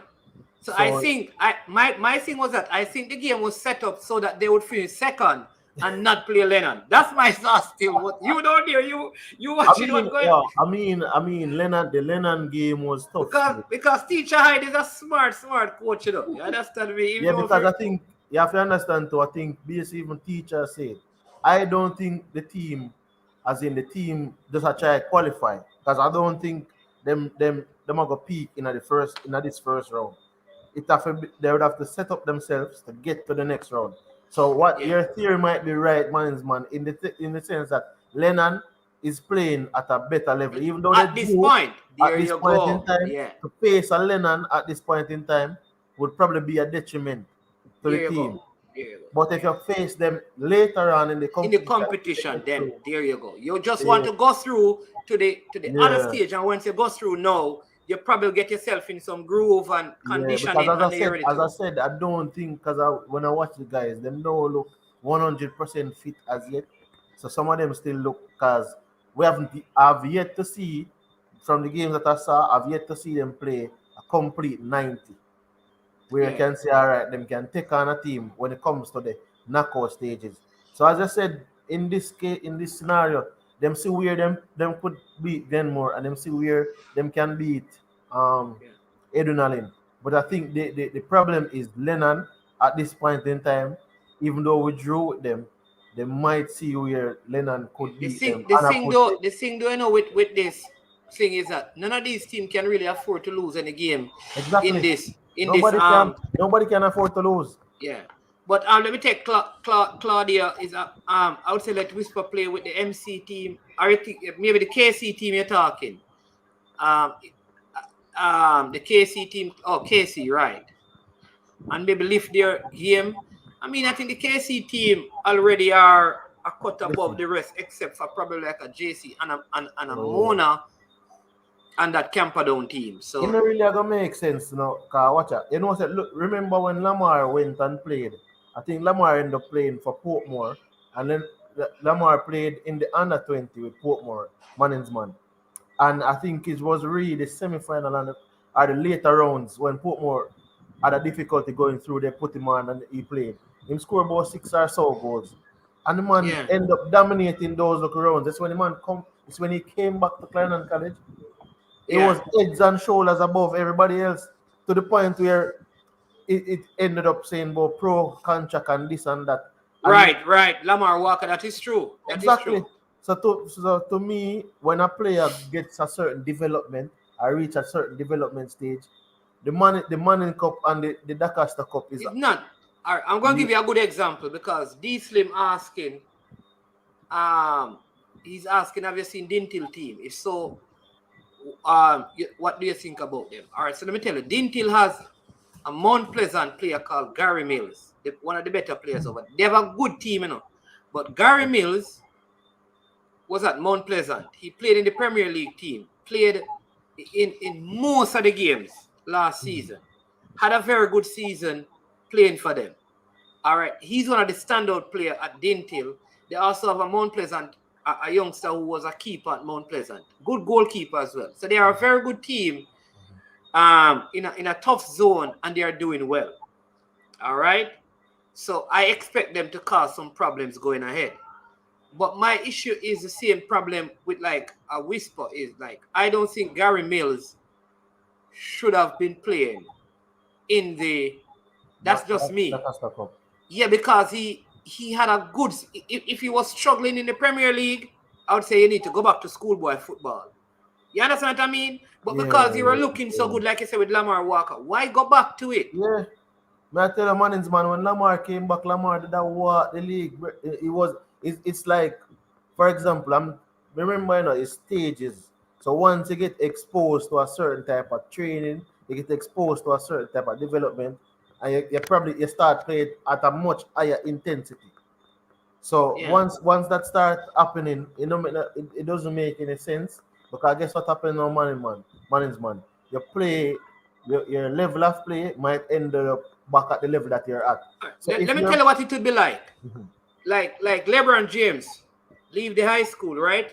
Yeah. Win Rookie of the Year in the NBA, and same go and play college basketball. NCAA. It to me, once you get a taste of the NBA and you do well, like I'm saying, if you are struggling in it, I can understand it. I can understand it. But what you know, man, you can give the best case. The Ball brothers. The Ball brothers. Oh, Lorenzo. Some of the Lonzo Ball and the other one. What name? Leon. I don't remember his name, but they call him Lamelo Ball, right? Yeah. Remember, Lamelo went to Europe and some other little schools and played, and he played with the bigger men in Europe. When he comes over now, you couldn't tell Lamelo to go to something the NCAA to play. He came into the NBA, and look at him in the NBA. All right. He's at the NBA's level. So if you were saying that this player should have gone to NCAA, it would have made no sense, because he would have gone to NCAA with this type of talent. There you go. And all right, with Lonzo Ball and those guys as well. No, all right. So you're right. You know, the Slim. I mean, at the end of the day, it is the kids. It don't make sense to us, but to the kids. So I can only use this example that I have. So there was also a next player called Devontae Campbell, who also played on that same Mount Pleasant team, the number 7. You just saw him signing a major professional, his first pro contract with Mount Pleasant, which is the same thing that Gary Mills would have signed, the same professional contract where now he's earning. Remember, he was going to school. So it is not like that he wasn't being educated. It wasn't like he wasn't playing football, because he was playing football. So here's what he's going to do. When the Manning Cup season ends, he's going to try and find a Premier League team. You understand what I mean? Yeah. So it's just like. But look at it like this, I guess it is kids, and that's what they want to do. Yeah, but man, we have gone through the school system, and a couple guys who have played DaCosta Cup. I know a lot of persons who have played DaCosta Cup. I know some guys with them on their legend in a high school. You understand? Remember, all right, look, you have Anthony Sausage, something there. Sasso Bennett. Yeah. Bennett. You have Sean Mataran Fraser.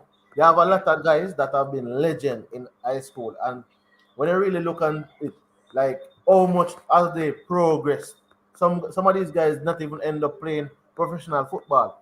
How much of they progress through the system. So at the end of the day, which one you want to be, a legend at high school, or you want to have a career in football? So to me is the whole education of the kids.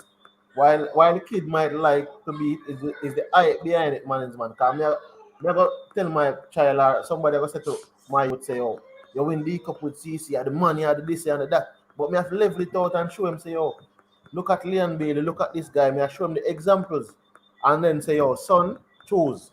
If it is that you want to play schoolboy football, then we go gear towards that.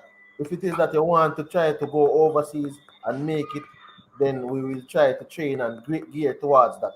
But show the youth them the options and not just the glory of schoolboy football, because that end in high school management.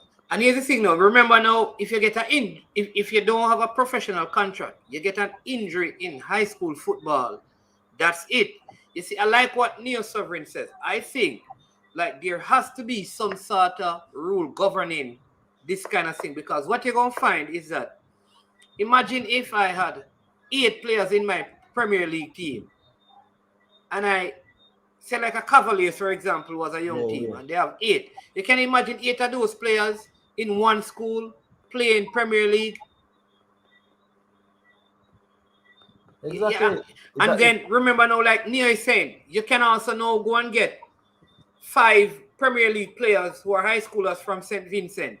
You can also get 3 from Trinidad. And because there's no rule to stop you from doing that. So you get a team in high school that are all professional players. Technically, yeah. And I'm saying that, like, I don't know. So there should be some rule in place that it limits the amount of players from a Premier, like JC has Mito from Cavaliers. They have Yeminis from Harborview in their team. They have a couple of Premier League players in their team, you know. But watch it. You know what? And KC too, you know. And Tivoli, you know. You know what is the thing though, man? I'm not sure how our system set up though, but I think this is what Brentford did. Because to set up an academy in England is expensive. So what Brentford did was to have a Brentford B team. So basically, you didn't really carry through youths. You had to probably think about 17 or to 2021. What I think we should have is just like you have Portmore team, you should have like a Portmore B team, a Harborview B team, and those teams then the players then can go through that team. But if a player is talented enough for the management, I don't see the sense of that player if they can get to go to Europe and go in a Belgium or go in a Netherlands to get actually train with certain kids of their level. I don't see the necessity of you playing in DaCosta Cup or Money Cup. You know what I want to hear about? This player at the under 17 youth tournament, at the under 17 World Cup, at the under 20 World Cup. Someone said John will start. The name should be synonymous with some international youth tournament, and not just synonymous with Manning Cup and DaCosta Cup. Because Mannings, we can tell you, there are so many stars that we can talk about that had played Manning Cup and DaCosta Cup and never played under 20 or under 17 youth tournament. Of D Slim calling. So So we hear what he's saying. Go ahead, D Slim. Yeah, Manning's one. Yeah, man. I don't remember your guest name. CC. Big up yourself. Clarendon College. Big up yourself. Yeah, big up yourself, CC. Even though I didn't tell you. Anyway,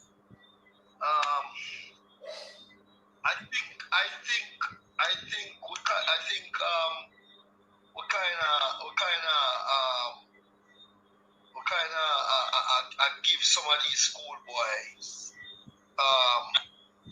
too much ratings, and that is no disrespect to somebody, because some of these guys, even though they are playing Premier League, right, and they are teenagers, right, they're at 17 and 18, right. If you compare them to 17 and 18-year-old professional footballers, they are nowhere near them. So when we are saying, boy, if a man is 17 and he might play Premier League and he must start up the Premier League, or he might call up in the Premier League, he must play schoolboy.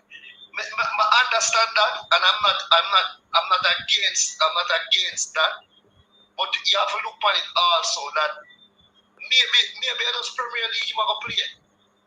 Maybe he's not gonna go any further, and we have seen so many of these players, and it's not necessarily because they went back and played schoolboy football.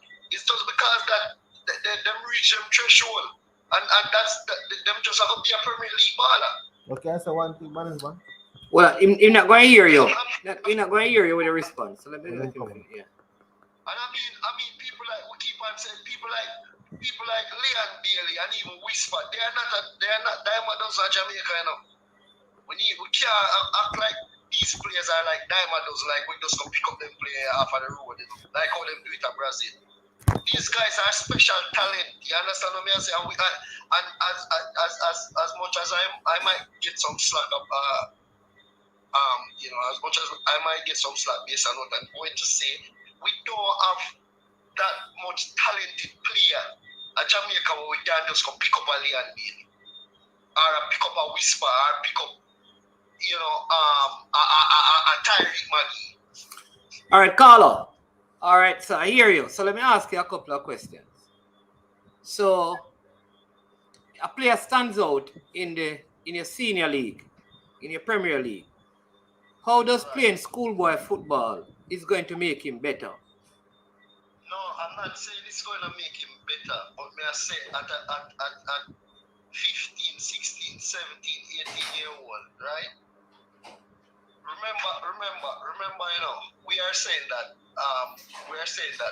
the money are bigger than the schoolboy football. No, man. No. Let me go over what we see again. Let me go over what we see again, all right? And I want you to listen without interruption. When the players play in our local Premier League and they manage it and they do exceptional, they should not go back and play schoolboy football because it is not going to help them grow. That's what we said. We didn't say that they are bigger than it, but once they come and they play in the Premier League, remember we're talking about Gary Mills.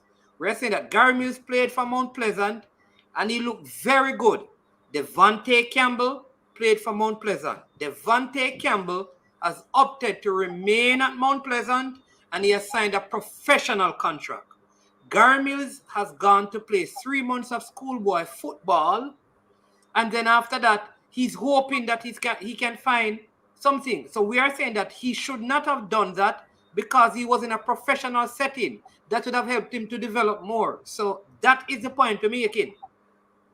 Yeah, but I'm not disputing that point. But I am also saying, and then how can you say you're not saying them bigger than schoolboy football, but you say them not going to develop if them go back and play schoolboy football? That means them bigger than the league. All right, go ahead. If you want to put it that way, go ahead.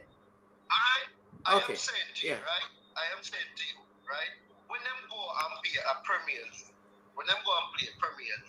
right, and them sign quote unquote professional contract, or they will play semi-professional football at Jamaica. It's not like a youth that play MLS up here. Why? The level of football at Jamaica, the level of Premier League at Jamaica is not high. So let me ask you this. Like I always. So that youngster mindset. See, is that yo never play some Premier League? Okay, so I hear all of it. Why every time we talk about football in Jamaica, the issue I have. All right, give me the dime a dozen 17-year-olds in England or in America. Sometimes follow my point. Because there is a system, there's a structured system in countries like America and England or whatever. We don't have that in Jamaica yet. So you're saying that our footballers in Jamaica should stay in high school until they are 19 and don't play no Premier League football? I'm trying to understand. I'm asking you because here's the challenge I have. I'm saying to you that if a youngster wants to develop his talent, right? He has played in the schoolboy football. He has done well at 15. At 15-year-old, because we're not saying this is for every player. When you listen to me again, we're not saying this is for every player. The most talented players at 15, 16 years old, that was the number that we use. You are better than your peers. You move and you play for a Premier League team. You play excellent with the adults. You have already dominated your peers. Why are you going to leave where you're matching up to the senior players and go and play against your peers again when you already prove yourself to be better than them? Let me ask you a question, right? No, you need to answer my question first before you ask me your question. Even in the chat, I disagree with you. Okay. All right, go ahead and ask the question. But I am saying that as a 16-year-old and a 17-year-old, you play. Sure, say you play for your school. Yeah. one of the greatest feeling I've ever felt is playing. I play cricket for my school. Yes. Right? And when in my days when I play cricket, Chris Gale them there Excelsior. Marlon Samuels them down at KC. You understand me? Tamar Lambert them there over Jonathan Grant. What if a national under 19 players? Some of them are national players. But some of them still come back and play for them school. What me I say is, right, it is very difficult for a player, for you tell a 16 or 17-year-old, say, don't go play the Manning Cup. Because Manning Cup for we and E-Cup, schoolboy football is a tradition. You understand what me I say? So I'm not saying that them for go back and play, you know. But me I say it's difficult for some of them not wanting to go and play Manning Cup or play DaCosta Cup. Because it's a tradition for we. It's like everybody want to play schoolboy football, or most youth want to play schoolboy football. That's all me I say. All right. Them for stay in school till them 19 and 20 and all of them things. Okay, so your point is you agree with what I'm saying, but you're saying that some of them are just ordinary footballer because it's Leon Bailey and Ricardo Gardner's, they're just dime a dozen.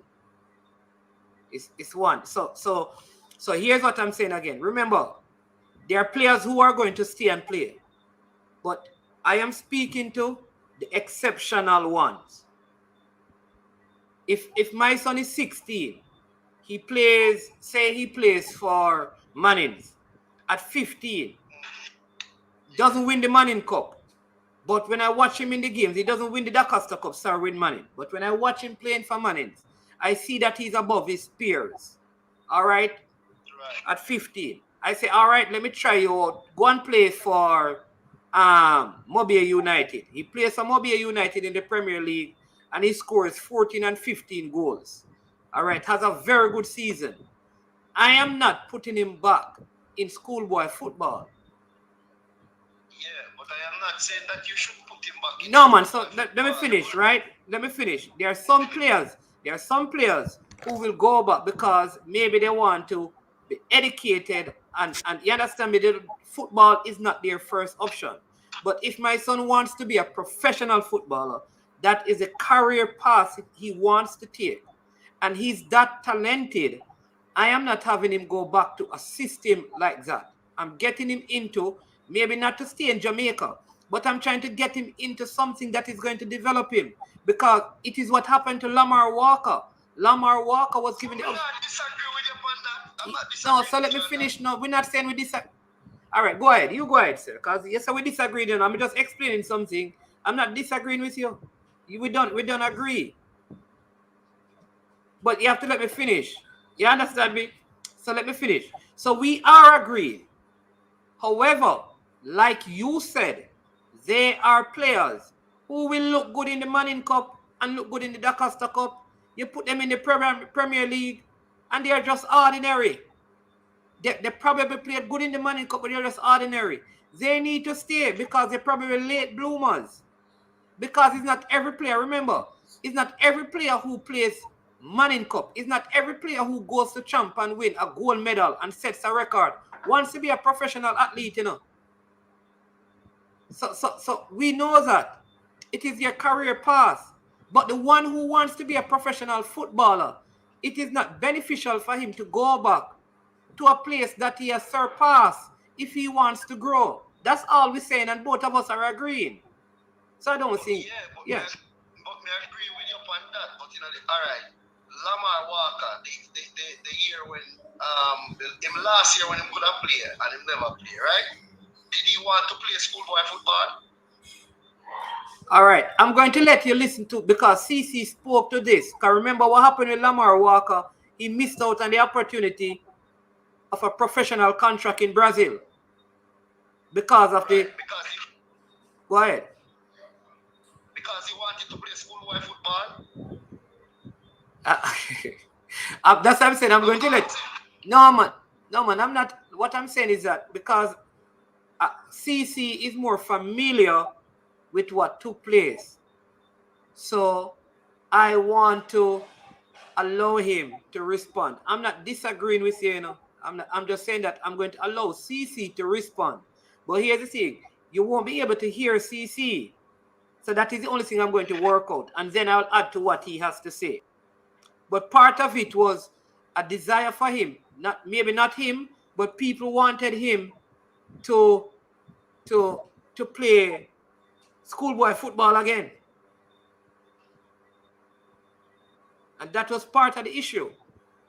And it's just like, again, there are some players, it's not for everybody. Like Leon Bailey never needed to play Manning Cup. Yeah, none at all. Exactly, so that's what we were saying. Ricardo Gardner could have stayed and played a couple seasons of Manning Cup after going to the World Cup. Yeah. I wouldn't, like, what sense would it be for you to go and play for your national team and do well and come back and play? That's what I say. It don't make no sense. But me I say the youth, you see some of the youth them at that age, they want play. Okay. So I asked about Lamar Walker. Did Lamar Walker want to play schoolboy football in him last year? Because it never makes sense. It don't make no sense in play. Me personally, glad to say never play because I'm watching the year before. Exactly. This is a youth for the future. Yeah. But I'm of the impression that you wanted to come back next year and play. All right, so I'm going to let CC respond to it and Fresh God, but always appreciate you calling in and sharing your thoughts. You understand? Yeah, man. Bless up. Stay in the comment section, man, every time. All right, cool.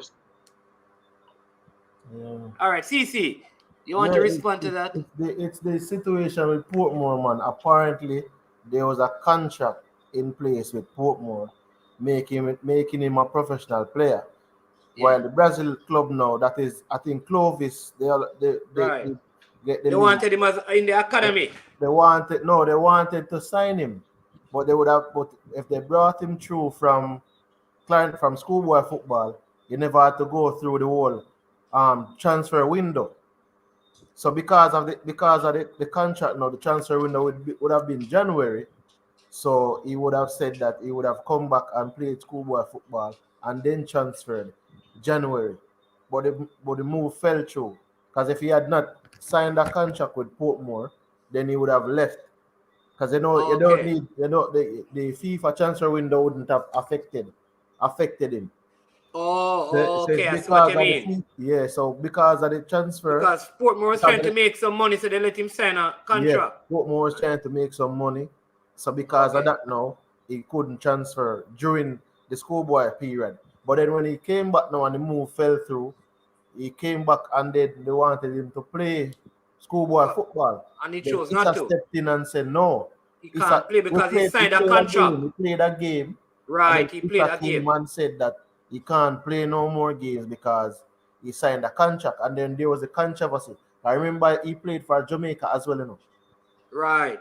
So he had made his Jamaican national team debut. And they wanted him to go and play schoolboy football. He made his national debut and came back and played schoolboy football. Then he went to Portmore, then he had signed with Portmore.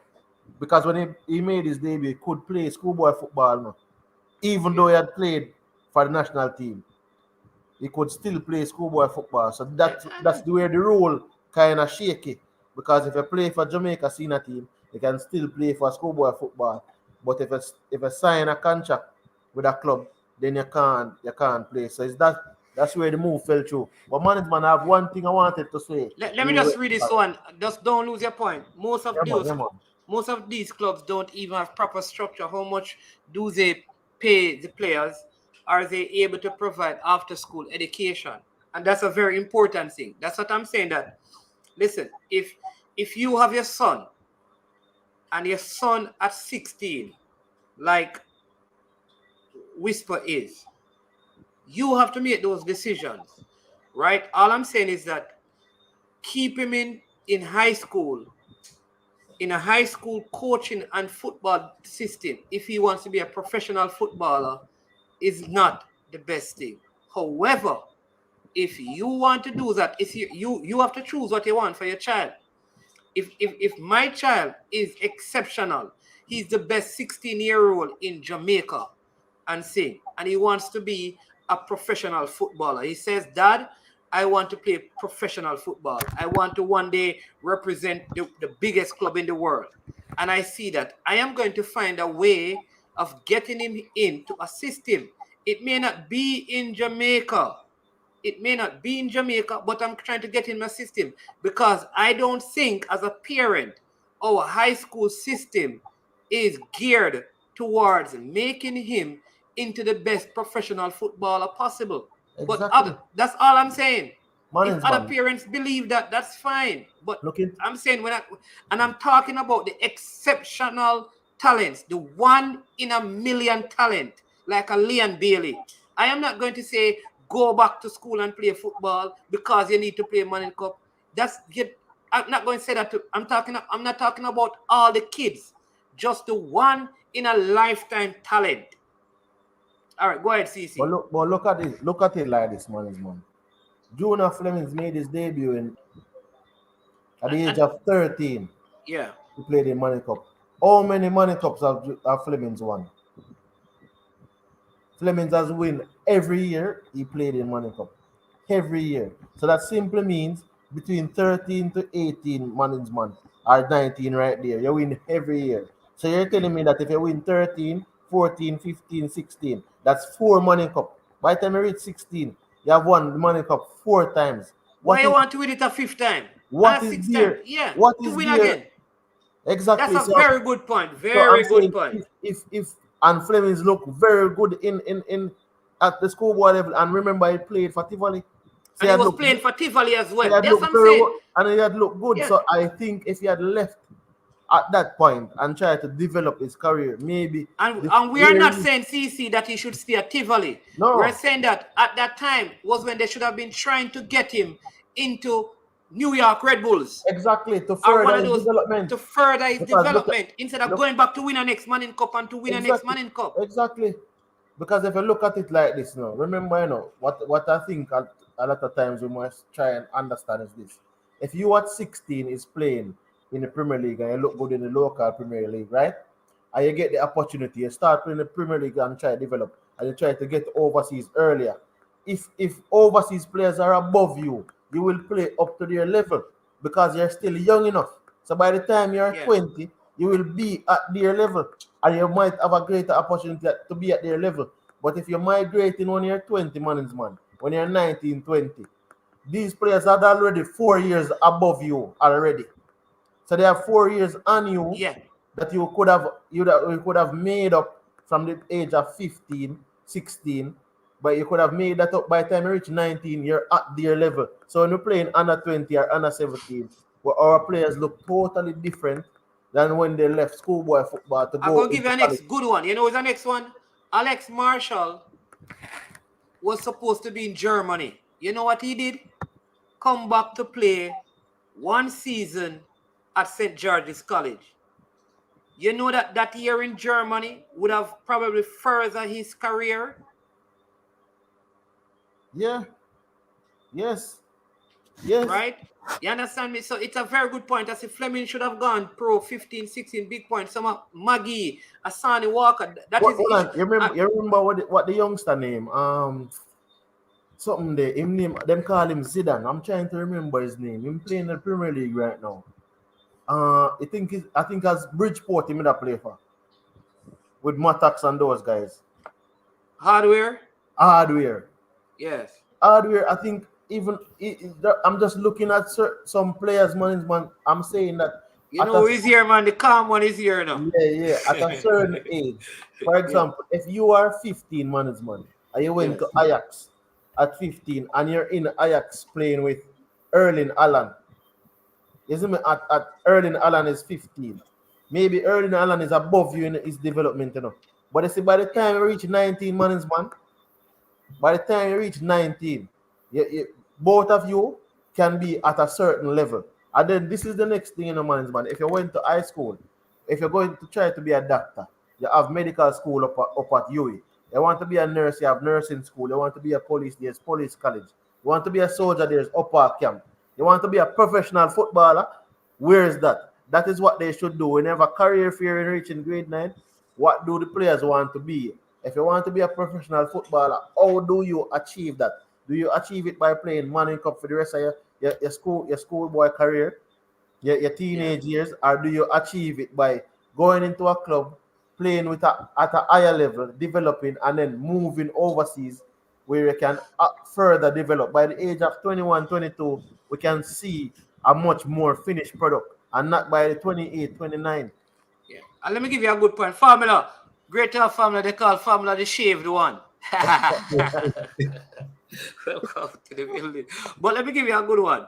Yesterday I have and this is for D Slim. You're asking how are they going to get there, right?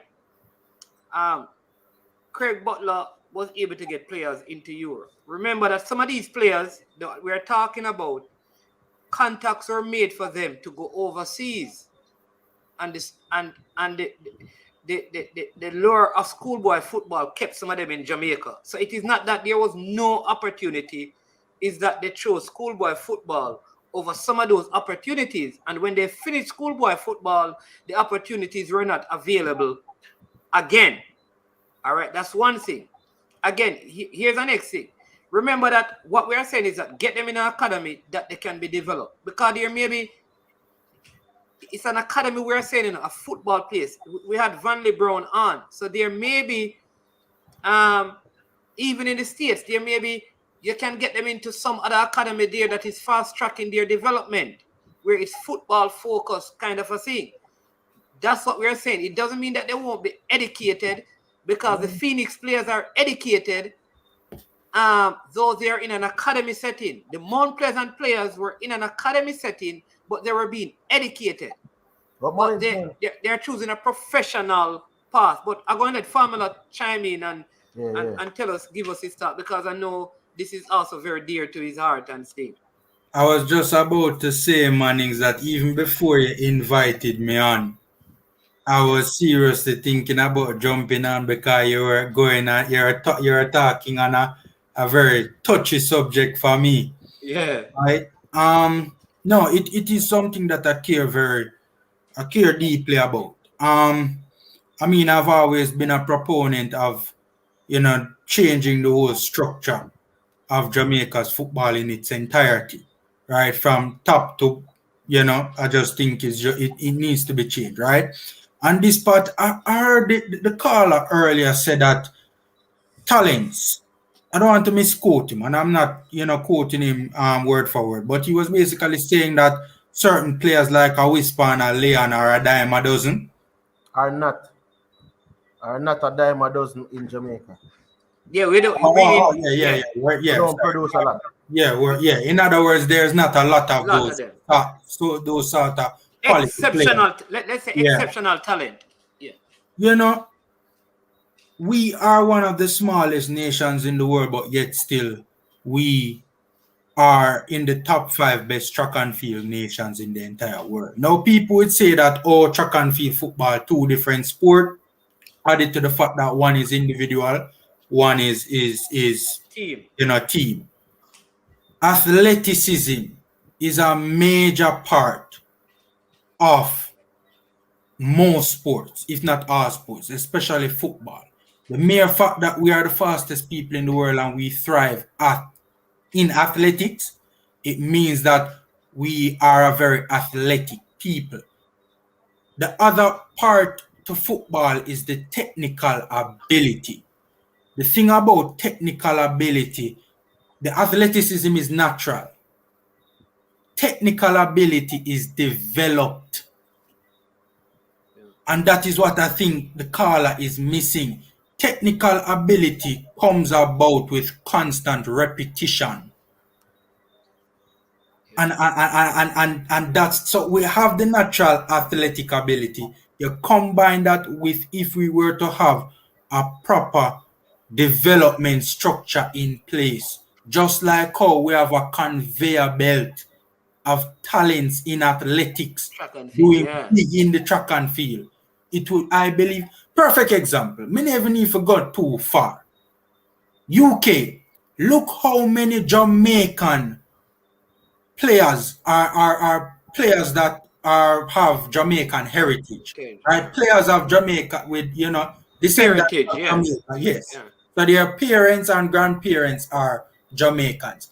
There are hundreds of them in the top 4 professional leagues in England. Hundreds of them, right? Manchester United alone has a number of them. Liverpool has some. Manchester City has some, right? Kyle Walker and Raheem Sterling are top players of Manchester City, right? Arsenal. There are many of them spread out right across. You don't even have to look at the second, third, fourth division. Just look at the first division. Many of them in the first division. Why is it that we have, if I'm not mistaken, we have less people of Jamaican heritage in England than we have Jamaicans on the rock? Am I right in that? You're absolutely right. Yeah.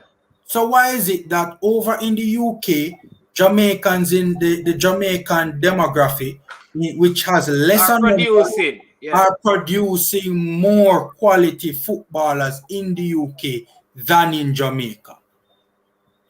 Me no need to say nothing else. Access to opportunity. Exactly, the whole thing. I mean, even, and you know, I'm happy that we touch on this thing with even Lamar Walker, because I remember that incident, right? And I remember that whole thing with Portmore signing him and him being a professional, etc., etc. And it's a very unfortunate situation.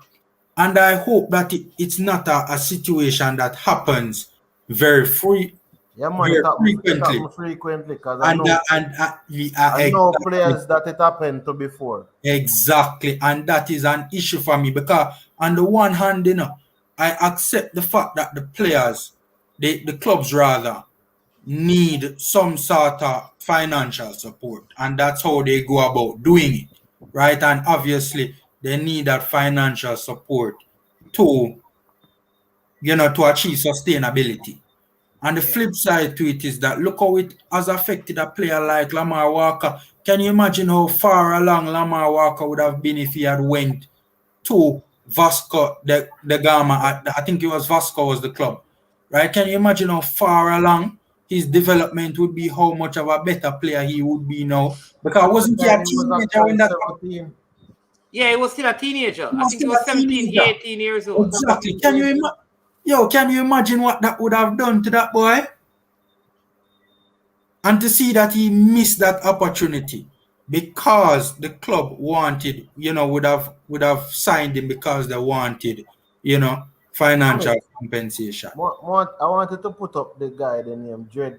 He made a comment in terms of, I think he made a But that is precisely one of the points to Mr. Dread. You know, look at it like this: if you leave from your earlier, leaving to be better for you. Yes, it's better for you in terms of acclimatization. Right. So I am saying that you want to get the same point. Yeah. What I'm saying is that let me give you a good example, right? You want to get your young players, like, again, this is not for every player. What we're talking about is the exceptional talent, because there are some players who are using football as a vehicle to better education. We understand that. You need to stay in school. There are some players that are very good Manning Cup player, but they are going to struggle as professional players. We understand that. But when you find a 15-year-old in schoolboy football who is exceptional, right, he wins it. All right, say you give him 16 and he wins it again.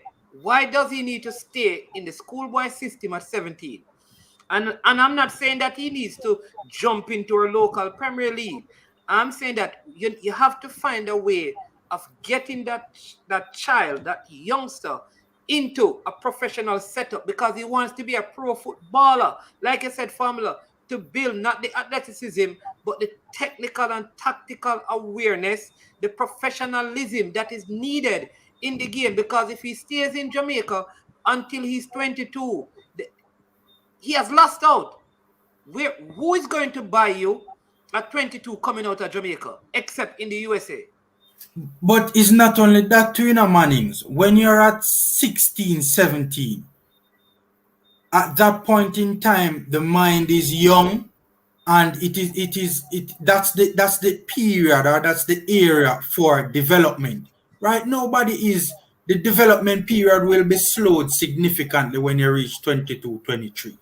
Right? The period, the point in time for really getting in, that development that is needed is at the 16, 17, 15 age group.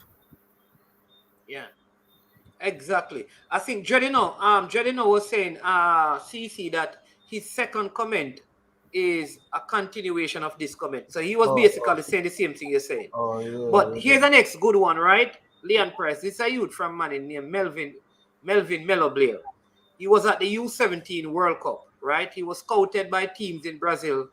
And, well, the man, I think he went to college and things. You can't beat a man for that, because he went to college.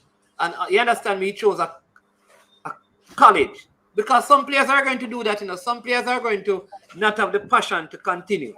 Like, it's just like champs in a farm. Listen, you know what gold medalists are champs that after champs, they don't do track and field. In fact, some of them will get to college, and after the first year of college, they stop. You understand me? They stop, because I am talking about, though, the players, right? Who, if my son says he wants to play, say, in England one day, I need to find a way to get him in Europe, get used to the coldness, because you're going to have snow. He's not going to learn that in Jamaica. Or get him into an academy in some other place in Europe. Because the development locally will not be enough formula. And we have to do that. We have to, and I'm not talking about destroying school, because some people take this like you're against schoolboy football. No. My priority is you go to school to get educated. Football is just a sideshow. It's an extracurricular activity. The primary focus of school is to get you educated. Anything else is secondary. It's good, they're secondary. They're not bad. They're secondary. So like you were saying, if I have a student, formula, you have a student in your class, and they say they want to do law, you're gonna send them to over by UTech to the engineering department? No. You're going to send them to Edna Manley, right? Edna Manley? Edna Manley parts. Norman Manley. Norman Manley last school, man. Yeah. Last school, right? But man, that's why I'm saying. What you're saying, you have a son and him saying want to do mechanic. You send him to what they call? Joggers. So you have, like, exactly what you're saying, CC. You have a person who wants to play football and he has the potential. No, let me give you. I have a better one. Musicians. So your son plays the keyboard. Good, but him love playing the keyboard. He says he wants to get an education. The best thing for him to do is probably go to Edna Manley, right? School of the Visual Arts, don't it? Edna Manley. Yeah. Him learn keyboard. He does what he loves. Because I always tell people this. You must do what you love to do, and people pay you to do it. The greatest joy in life is to do what you love to do and want to do, and then people pay you for it. Yeah. And too often, we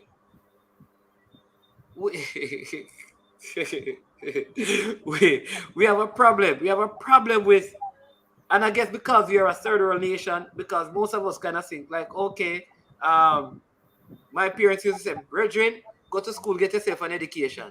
They say, yeah, man, I want to play ball. What kind of ball? You see, nobody get money if you play ball. Go take a subject them and pass them. So in the back of my mind, formula, I say, yeah, I want to play some ball, but right now, education is my priority. And many of our youngsters go through that, Yeah. They don't have parents who are going to push them into that, because no money. Mikel Antonio went through the same thing, by the way. Yeah? Tell us, His parents didn't really like, when he said in an interview, he said when he was like around 17, his parents was on him to go get a job. And you know that at that point in time he was trying to get signed to a professional club, and he's saying, you know, guys, I'm trying to get a job, I'm trying to get a football job. And his father said to him that no, you need to go get a real job. So you know, and he eventually got signed, and whereas he's making a ton load of money right now. This brain drain asks a very good question, CC and family. How many of these players have the support Leon had with Butler as his father? Which is it? Go ahead. It's not that they don't have the support, you know, it's that the individuals who support them don't know better. Right? Leon had somebody in his corner who is a visionary and who understands proper youth development and understands football on a whole, right? And I think that's the main issue. A lot of the individuals in these young players' lives, they don't really understand, you know, what is taking place to be able to impart the necessary knowledge, to be able to impart the necessary guidance. And I don't think it's lack of support. I think it's lack of knowledge. That is the main issue. Oh, but I'm just saying that, for example, Munnings, man. Let me tell you what I don't want. When you have a child and them thing there, you want the best outcome possible in certain scenario. There's no way you have you have a classmate who him look like him gonna be a medical doctor. I think the caller mentioned Chris Gale and those guys. I think he should mention that Chris Gale always did that fly out, go play cricket. Always did that go play cricket. So it's not like Chris Gale was getting the exposure in terms of cricketing to play for under 15, under 17, and all these things. So even though he was coming back to school, he was not necessarily coming to school because he wanted to play what do you call it? Edley Cup or one of those cups. He's just coming back to school because they don't want to come home and stay at home. If you understand the message management, they're not going to come home you're a teenager and you're home because cricket don't have the same kind of structure like a football. So at the end of the day, he was getting the exposure by playing for Jamaica. Remember, even Marlon Samuels and those guys were playing for West Indies under this, under that. So the exposure was there. And then they come back into the school because you have the school system. But with football, it's a total different thing because you have legitimate established clubs and it is more, what I would say, it's more populous than cricket in a sense. So the younger you go to a club that can help you to develop, when you go with players that are above you. Look at it like this, management. Neymar went to Barcelona and it turned him into a much better player whilst at Barcelona. You know why? When Neymar went to Barcelona, he was playing with Messi and Xavi and Iniesta. Those guys were a higher level. Better than him as in terms of the level that they were playing at. So it raised his level. When Neymar went to PSG, I don't think he developed any further because he was at a higher level than an Mbappe. Mbappe was coming into his own to reach to the level that Neymar had previously reached. So that is the case where I'm saying that these young guys, if they're in DaCosta Cup, they're at the level that their peers are at. When they go to the Premier League and they develop a little further, and you see them come back at DaCosta Cup or Manning Cup, you realize that they're above the level that their peers are at. So now they need to go into a league or a situation that the players there are above their level, that they can play and match up to that level. So by the time they reach maturity, 21, 22, 20, 21, they will be at a level where we can say, oh, we have the best Jamaican possible to represent the national team. Yeah. Anyways, Claude, go ahead. Now, just to piggyback off CC's point, young players need to be challenged in order to facilitate their development. They need to be challenged. And when you have a case where a baller who is playing at the Premier League, right, going back to playing schoolboy football, where's the challenge in that? He's wasting his time. Yeah. It's just as simple as that. Yeah. So let me say, management, what do you think about hold on. Claudia, You can't do engineering at UTech. I say that if you want to do law, you can't go by UTech, go do engineering. Of course, you have to go university before you go law school, but you can't go to engineering. Dean of admission, Claudia, thank you. But this lip, all right, he's asking, what do you think about the American college system in terms of developing players? Let me say this. Hell no. None of the present American players went through their college system to be developed. I don't think our players should be looking at the college system to be developed. However, let me say this. Let me say this to you. I am absolutely, totally okay with a youngster deciding, coming out of Jamaica and getting the opportunity to go to college to educate himself. I'm totally into that. I want them to do that. The people who I'm referring to are the people who are exceptional footballing talent. That's who we're talking. Exceptional footballing talent who want to focus on being professional footballer. If you want to go to college, I think that's a good thing. Go to college and play some football. I don't know how good you're going to be. All right. Like I look at Andre Blake, right? Great career. But I believe, like, if Andre Blake was in Europe, he would be like a bigger name in goalkeeping. I think he's that good. And I think, like, even his career, it's a good career. It could have been a better career. But the man has chosen to educate himself first, and absolutely nothing is wrong with that. You understand me? Ricardo Gardner chose a different path. And think.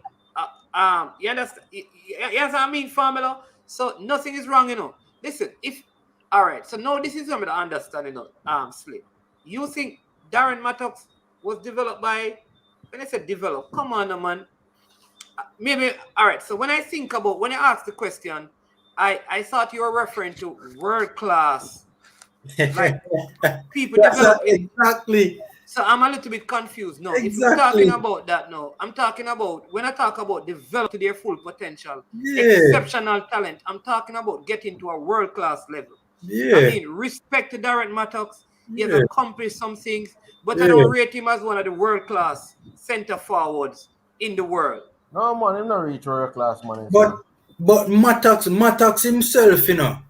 I mean, the mere fact that the best example he could draw for Darren Mattox, you know, is a test, you know, is basically, you know, him show up himself. My thing is that even Mattox, when you look at Mattox's game, you know, you still see a lot of areas that, you know, can improve from a technical ability. Right? I mean, look, the college system is not a system to be developing top quality players. We always talk about going to the World Cup and stuff like that, right? How are we going to be using college system to develop players when the best player this Boston draw is a Mattox? There's one thing about it, formula. Where does soccer rank in US? You see, if this was NFL or this was baseball, I'm all for the college system. Our basketball. In the college system. No, but players for ML Major League. They develop. Formula, look at this. You know what is funny? You know what they call basketball? The NBA is called the world it's basically world champion for them, you know. Yeah, man, it's world champion. That's right? The point I was going to make. Baseball. They're not competing with Europe. Baseball is called the World Series. It's when it come on to soccer. It's not the world soccer business in the USA, because they know that soccer is not that. Exactly. So that alone shows you the level of importance they put to it. It's NFL, then it's baseball, then it's NBA, then everybody else a fight for the scraps. That's how it is in America. Right. And if a man want to challenge me and tell me that's different, him can't tell me that's different. Hold on. Jamaica. How much? Tell me, Jamaica. How much of this current All right. American team. Jamaica, because family, let me repeat what we said. We're talking about the present USA team. So Jamaica, Exactly. I want you to give me the names of the person in the present USA squad that were developed through the college system. You realize, Mannings, when America kind of initially, they were, the culture was an American mindset, where college, then the pros, right? They had a shift of that mentality, where they realized, because the thing with the NBA and the NFL, they are not competing with anybody else. In terms of basketball is predominantly an American sport, the rest of the world are catch up, right? The NFL is definitely predominantly an American sport. Not play NFL. Exactly. With football on the other hand, they are competing with Europe. Now, initially, they had the American sports culture, sports mentality, or sports mindset of go through college and then you go to the professional ranks. There has been a shift from that and a greater emphasis on youth academies. And a lot of, so in previous generations, you saw a lot of the American players going through the collegiate system. This American team, that is a golden generation it's a golden generation American team, right? They have top young players playing for top clubs in Europe. We have never seen an American team stronger than this, or probably, in my opinion, anywhere close to this. How many of them went to college? How many of them, Jamaica?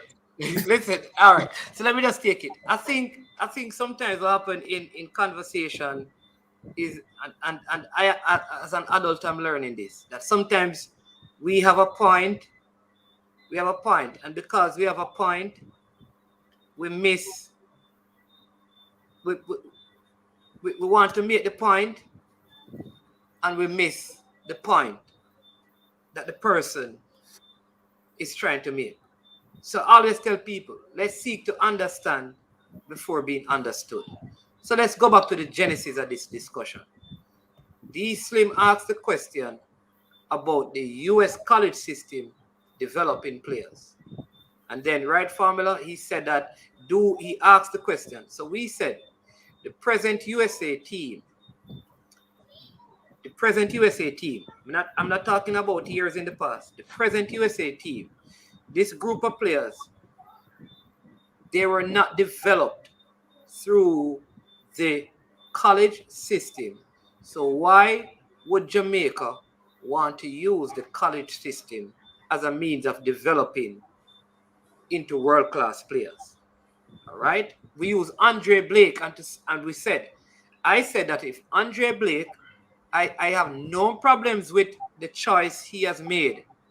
All right? Andre Blake, good choice, got his education, still a top goalkeeper. However, I believe if he were in Europe, he would have gone further. All right? That's the discussion we're having. Okay? Darren Mattox came up, but like Family said, Darren Mattox is a very good player, but I'm not sure if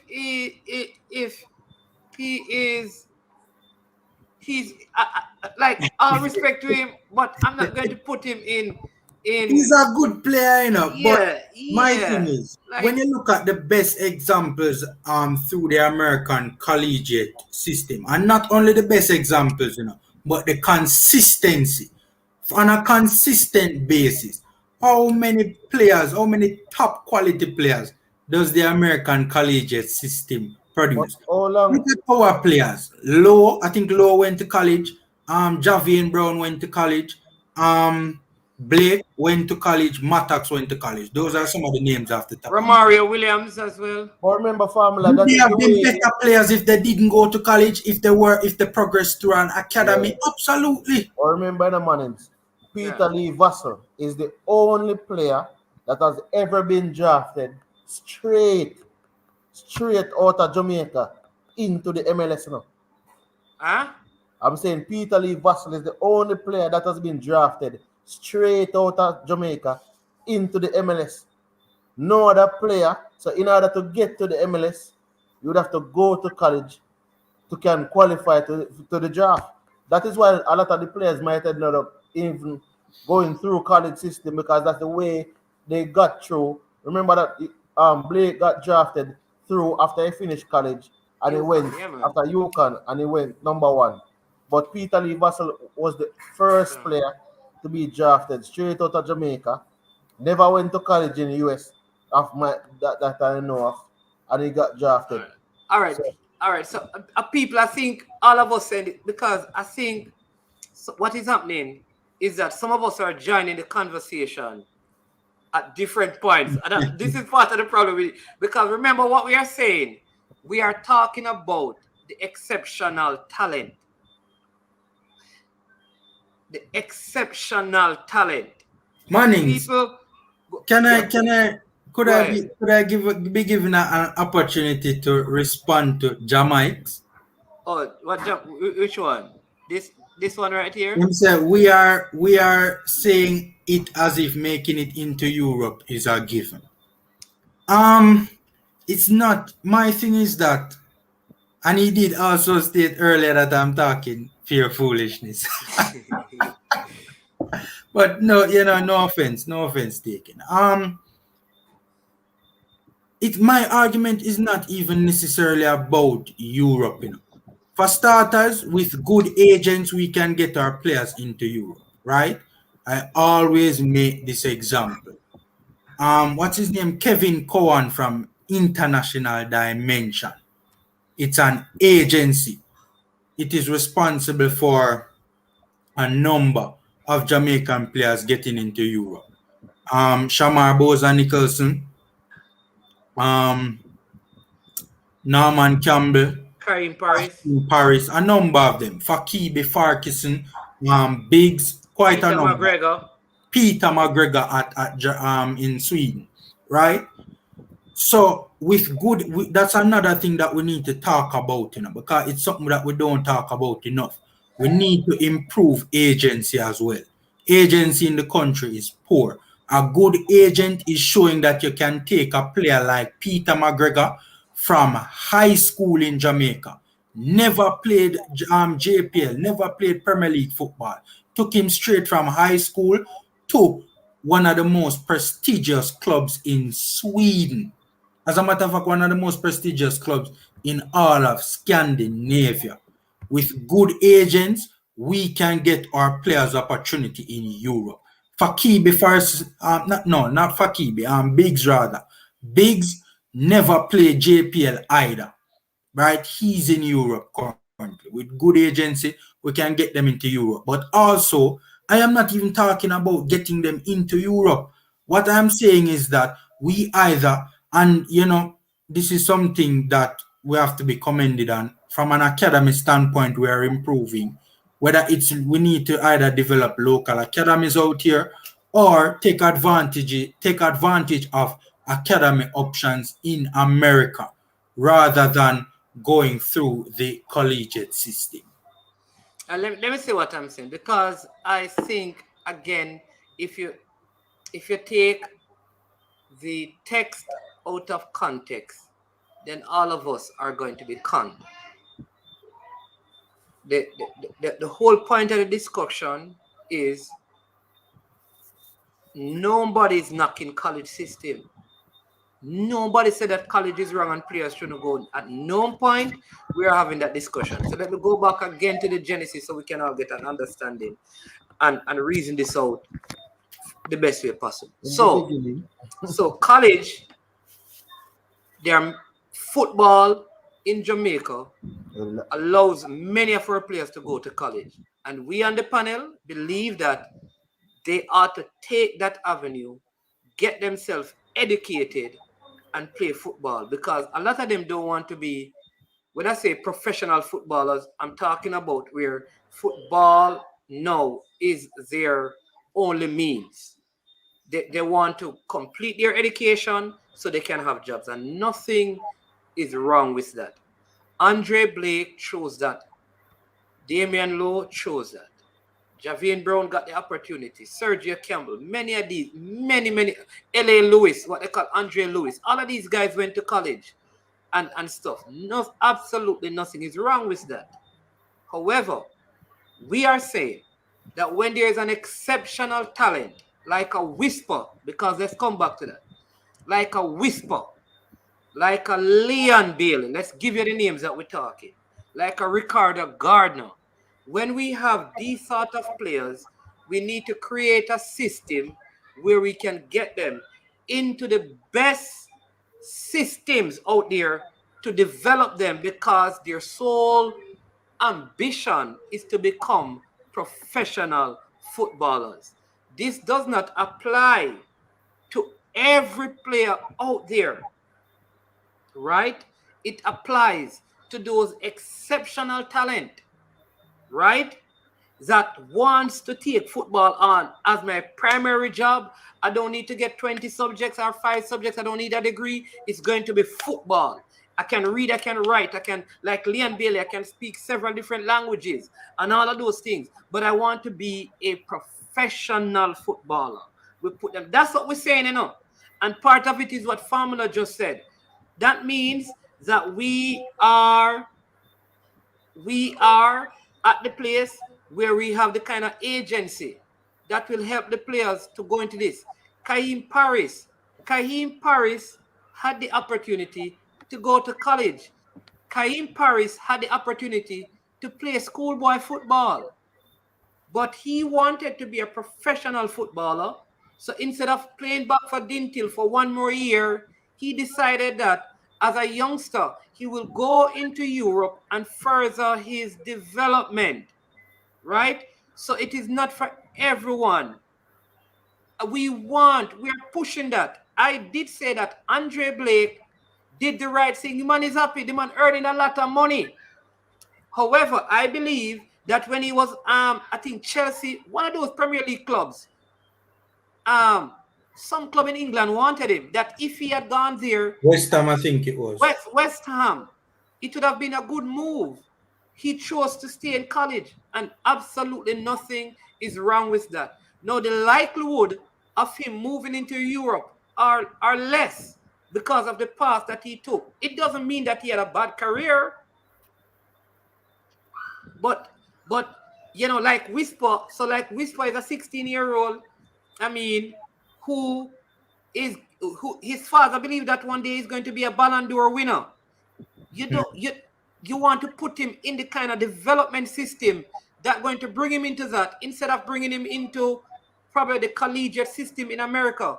That though they play football over there, it is not the most efficient and successful when you consider what is happening in the other continents. It's not the best route. It's not the best route. Manning, yeah. let us dissect this thing and get a little bit deeper, right?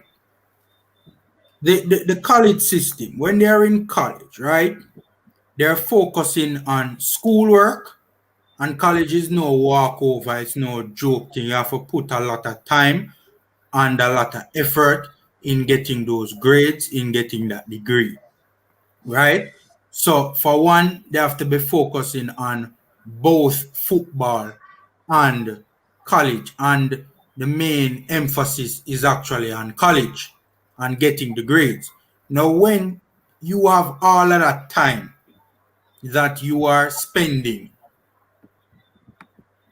trying to pass that exam, so to speak, right? Going to all of those classes, right? It is time that is being taken away from developing your craft.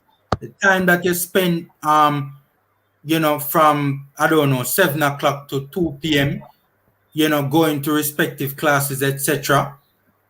You could be taking that time to work on this particular aspect of your game to improve. You understand the point that I'm trying to make? So it's more time being diverted away from football. Whereas individuals who are focusing on predominantly football, they have more time to better develop their footballing ability. And it's at an age where a lot of development takes place. So when you are 18, 19, 20, a lot of development takes place in that particular time. The time that you could be using to make good or to make use of that small window. You're in class studying. Now we're not as Manning's keep on saying for the best talents like a Whisper, like a Bailey. Another thing that we don't talk about a lot is the fact that the American system is a system that I am not particularly fond of Mannings and CC. Here's why. Yeah. You see, for the American system, progression is harder to attain. And by that, I mean, in Europe, it is much easier to go through the respective ranks. So in Europe, for instance, Kaim Paris has moved to Slovenia right now, right? Yeah. It will be much easier for Kahim Paris to move through the ranks in Europe because a number of those clubs that are below the top 5 leagues in Europe are selling clubs. And what is taking place is that the bigger clubs at a higher level are constantly looking at clubs at a lower level for potential talent that can make the jump. So a Belgian Pro League team, for instance, might be scouring through Slovenia, looking for the next, a bright young spark in Slovenia, stumble across a Kahim Paris. This baller look like him could make the jump to the Pro League. We can get a relatively you know what it is to manage, man? To come into the Belgian. Let Famla finish. And then, so the thing with America though, and I'm going to finish up quickly to pass it over to CC. The thing with that, so in Europe, it's easier to progress through the ranks.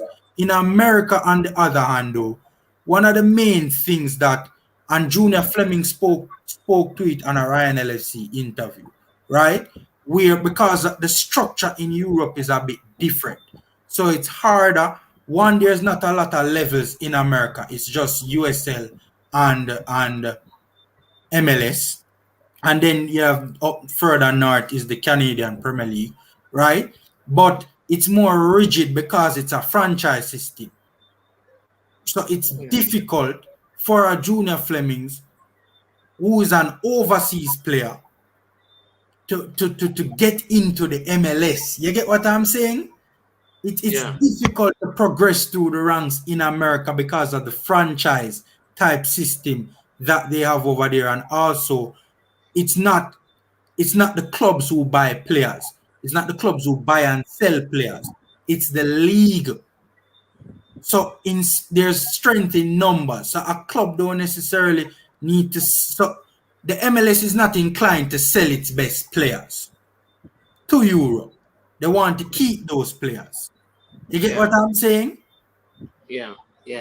Very good point. All right. So go ahead, CC, and then I Siobhan look like you're moving up and down. But let me say this, all right? Because I just got something from D Slim, a message. So let me just read this. He says, "You're bashing the college system, but that's what has developed some of our players. You guys call 4 guys out present team that went through the college system. I didn't say Mattox is a world-class player, but Mattox is a good enough striker. 18 goals in 50 games. All right?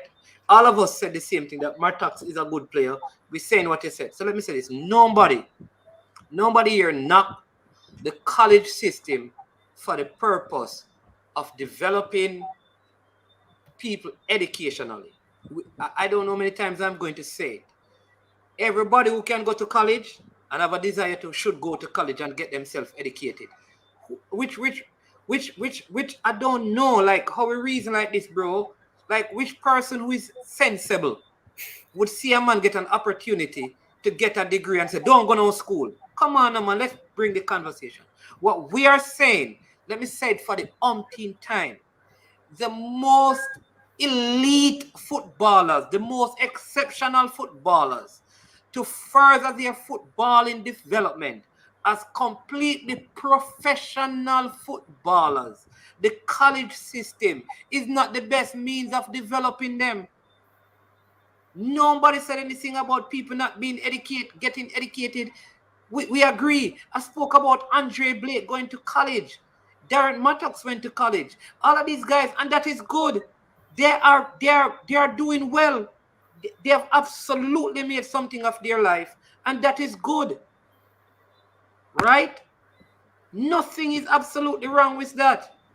Nothing Would at they all. have been better players though, Mannings? All we are saying is that if they didn't go to college, if they went a better route. yeah, so we're not knocking the college system. I want you think. Listen, let me tell you this. I want my kids to go to college. I went to college. I don't want my kids to not go to college. Especially if we go. I mean, they're gonna remain in Jamaica for the time. Listen, so I want them to go to college because I know the importance of that. But Usain Bolt didn't need to get a master's and a PhD. Remember this as well, that there's a difference between academics and being educated. Leon Bailey is not a dunce. He's not. Leon Bailey is very, very intelligent. Very intelligent, speaks several languages, but he doesn't have a college degree. Nothing is wrong with that. And Mannings, man. Well, Mannings, man. Yeah. Good night, everybody. Yeah, man. Night. Yeah. I was trying to get in contact with family for a while. Yeah, we're trying to get in contact with you from morning because I saw something this morning. I wanted to talk to you and especially Mannings, man, about. Yeah. Because at the time, yeah. No, man, something. This morning, when I go work, I book up on a match on YouTube where we play Uruguay out here. And it just puzzled me so we never qualify for the World Cup there. Based on how we play that game there. Like, we literally kill Uruguay. But other than that, based on the topic we are talking about now, I understand why persons are always saying that education is key and this and that. But if you look at the difference between Jamaica and a dominant football country, our European countries, if you look at the difference between what their youngsters have to go through and our youngsters, it's really the school in itself. Because to them, their importance is not for the child to go to college. Their importance is for the child to develop, because the child they've already decided that child is going to be a professional footballer. To be a professional footballer, you don't need to have a master's in physics. So I get what Mannings is saying. The education, we need to stop mixing the education with sports in Jamaica, and I think that's one of the biggest drawbacks we have here in Jamaica, because many of our talented youths are being held back because simply they can't pass 5 subjects in school, and not everybody will be able to pass 5 subjects in school. Realistically, it's never going to happen. It will never, ever happen. So it's time that we stop penalizing persons for that itself. If you see that a child is good at drawing, don't force him to do science. If you see that a child is good at climbing a tree, don't force him to go do biology. I think CC was saying that earlier. Was saying that, you know, I'll go give you a good example, right? I have friends. So my school was one of those. Mannings school is one of those schools that, listen, getting yourself properly educated is more important than sport. We do every sport, but we're not going to win anything, because, brethren, it is getting subjects and passing subjects. All right. Do you know that when I completed my studies, right, I did it because your parents want you to do something. I end up doing something that you don't really have a passion for, but you take the transferable principle from your learning experience to apply it to your daily life. I understand our culture. Our culture is most of us probably come from middle class or lower income families. So here's what our parents expects us to go to school, get a good education, so we can, help the family, take our families out of that. And absolutely nothing is wrong with that. So when a kid goes to school, even the parents are saying, listen, no. Football, you can't go play in the football, you go out and play, you get beaten, you can't do this and all of that. In other countries, what happened is that they have these systems where, just like how becoming a teacher is a profession, becoming a footballer is a profession. Right? Just like how becoming a carpenter is a profession, becoming a dentist is a profession, becoming a footballer is a profession. In Jamaica, more so now than back in the days, becoming a footballer is not a profession. Yeah, man. And so that is the issue. Yeah, that is the issue. Because the truth is, I know what these Slim is saying, that people need, and I agree, that people need to go to college. But when you have exceptional talent, because again, the very genesis of the conversation, I think he's honest, is when Whisper's father, he came on. That is the genesis of the conversation. You know? But man, people in the comment section saying that we never state that from day one we were saying that the best talents, the college system is not for the best talents, right? When Edic said formula, just say in like the college system because they don't transition well. The best talents, it is not for players who have a realistic shot of going pro. College is not for them. I mean, and persons and yeah. All right, so I know persons will try to. Hold on a sec. Two things. Sorry, Siobhan. Brain drain, it is transferable principles. So in my present career path, I use the information from my first degree to aid me in what I do. So I take the transferable principles, though I have never worked in the field that I have my degree in. So that is the point. All right. So all right. Let me just hold on. So let me come back to. I'm going to get to you, Shavar. So I don't want to miss this, right? I want to go back to the very beginning, people. The very beginning, we were having a conversation, and what happened is that Whisper's father, Dujan Richard's father, came on. When he came on, all right, I was suggesting that Whisper should not play in the Manning Cup because he's such an exceptional talent. That was the point of the conversation. That's where it is coming from. All right. But go ahead, Siobhan, let me hear what you have to say, and then we will move on. Yeah. All right. I've heard persons, so not everybody. I've heard persons saying that the reason why they are so with the whole college system in the US is because if you look at the NBA players, the NFL players, the most successful one day goes to college, and that education is the key. But if you do your research, 95 of those athletes, after they enroll into a college, after their first year, they go to the draft. And another 80% of those persons, if you ask them after the college season is finished, them not go back to school. Yeah, you know what a So good they man only told go me? to. Yeah, go ahead. They only go to school just so it can help their development. As soon as their team is out of the competition, them stop go class because them not care, because them already know what their main goal is. Their main goal is to become a professional. You know, if you look at we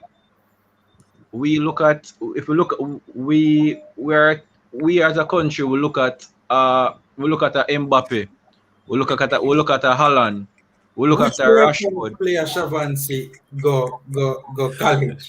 Tell them, Shavan, which world class player was go college? Yeah, me say you look at all of those players. I remember one time Rashford had to leave. Rashford had a test and then had to leave from the test for go play a match for Man United. That's the type of thing when me talk about. Like the man in go college. England don't have a college. But don't you think England have a high school football league? You know what is funny? I've always heard this. They say that you can go to college at any age. Exactly. But you have 10 years. You have 10 years to play football. Exactly. But I can cite a good example, panel. Didier Drogba, when he was in France, was going to college, accounting school, right? And his coach told him that you have a lot of potential, right? But this college thing is hindering your development because the time that you could be spending to further develop your career and your ability and your potential, you're going to classes and you're studying for college. And I think that time he was in France. He was playing professionally in France at the time, and his coach told him, "You need to drop this college thing. When you finish your career, you can go back to college." And he dropped college, and we all saw what happened. Yeah. You know what I want to ask you, because it's almost 3 hours, but I was having this discussion earlier, and some people disagreed, some people agreed, right? So I was saying earlier that with the condensed Manning and DaCosta Cup, every game had greater value and meaning. So and I think that was good. And so maybe, you know, what could be done, because there are 50 something teams in the DaCosta Cup now, and normally you have over 100 and odd teams in the DaCosta Cup, plus additional teams would be in the Manning Cup. So maybe they could look at doing a Manning Cup Division 1, Manning Cup Division 2, DaCosta Cup Division 1 and Division 2. And then, so if you have 10 zone in Division 1 and 10 zone in Division 2, every year, the 10 bottom teams in Division 1 would come down into Division 2, and the 10 top teams from each zone go up. So you have, it's constant promotion and stuff, right? And the idea behind it is so that you'd have more competition and you'd have less 26 love. Well, yeah, like Claude McKay, for example. Claude McKay got 16 today. Say that Claude McKay were playing against St. Mary, you'd probably get a more competitive game, as an example, right? And then at the same time, those schools are getting better. They are building up their program, and so by the time they get to Division 1, they become a contender in there. And they come there at the expense of a team that is probably rebuilding. And I'm just suggesting that maybe that could be done to see if we can get it. Yeah.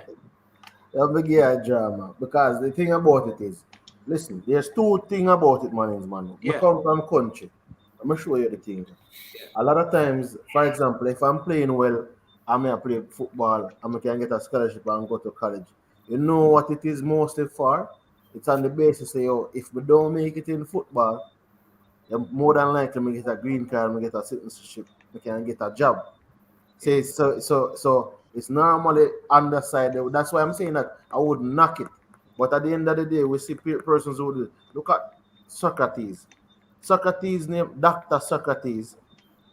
You know, he got the name based off his play, but he also got the name because he was a physician. He actually got his degree, and he had actually studied concurrently whilst being a professional footballer. So, and Dr. Usain Bolt and Dr. Usain Bolt. Usain was an honorary doctorate. Somebody fling that. No. What I am saying is that Dr. Usain Bolt. No, hold on. No. What I know that. What I am saying is that Usain Bolt got an honorary doctorate without probably even going into a classroom. He doesn't need to go into a classroom to get it. That's the point. I understand Shavan's point. What I'm saying is that you never even need to go to college to get the doctorate. No, what I'm saying. You're right in the Shavan.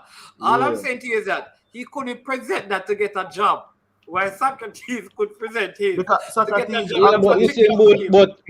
all right, hold on. Let's be realistic. Yeah. Which job, if Usain Bolt don't have, if Usain Bolt don't have a job, don't have none of them have right now, right? Yeah. Any company him going right now, just because I'm name. So let me ask you. No, that's not right. So you have a private hospital. And him come and say he want the job as a heart surgeon because he have a doctorate. Them no must use him as a doctor.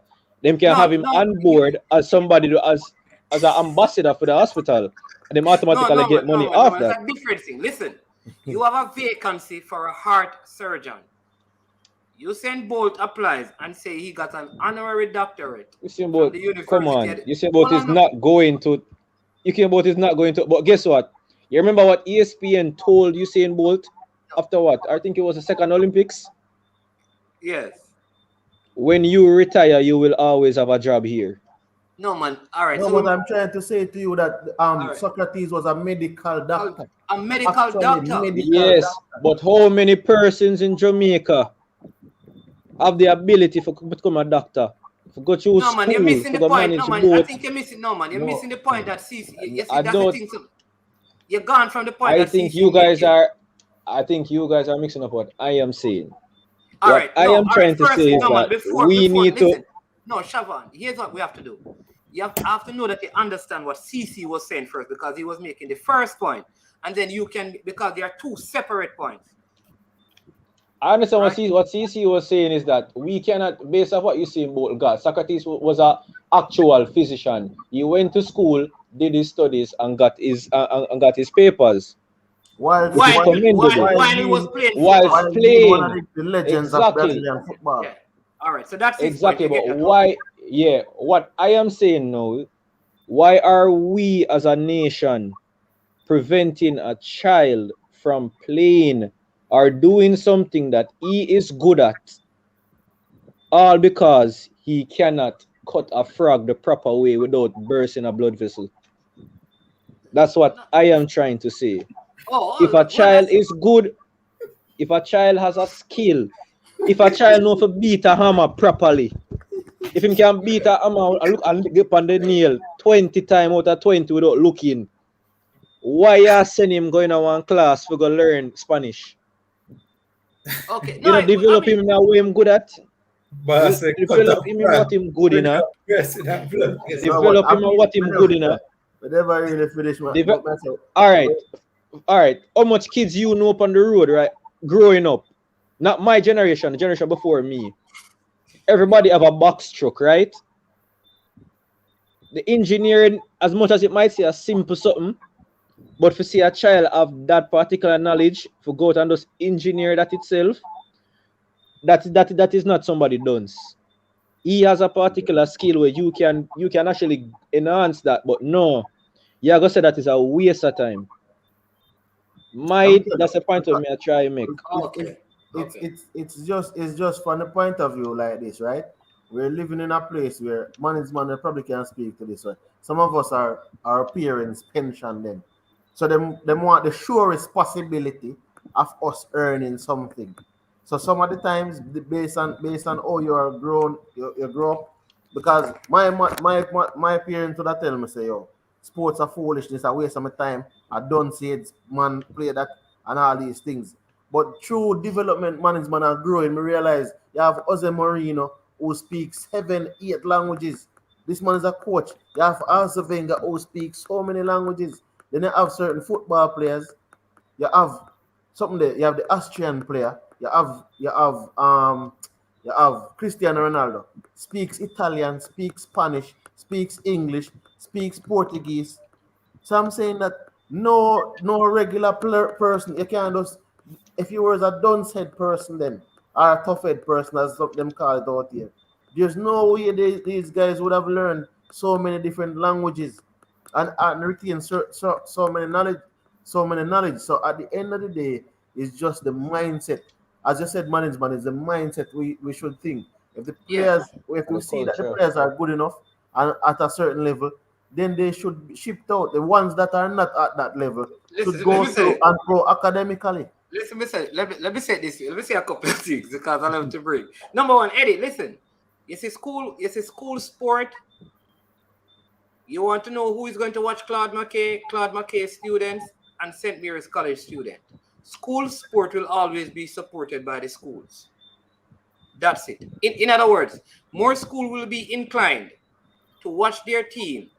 All right, for example, at Western, there are many people who go to Western champs that don't necessarily go to ISA boys and girls champs, because at Western champs, their two athletes are going to be there. They're not going to qualify for champs, but at least they see them doing things at the Western champs or Central champs, right? Some of the schools in Eastern champs is the same thing. So that's why I'm suggesting that with the school, if we do it that way, where you have the tiers, and I mean, it's the same, you call it the same Manning Cup, is no lesser, in terms of the cup and the winnings and the prestige, and then you have the promotion, and then everything becomes more, competitive.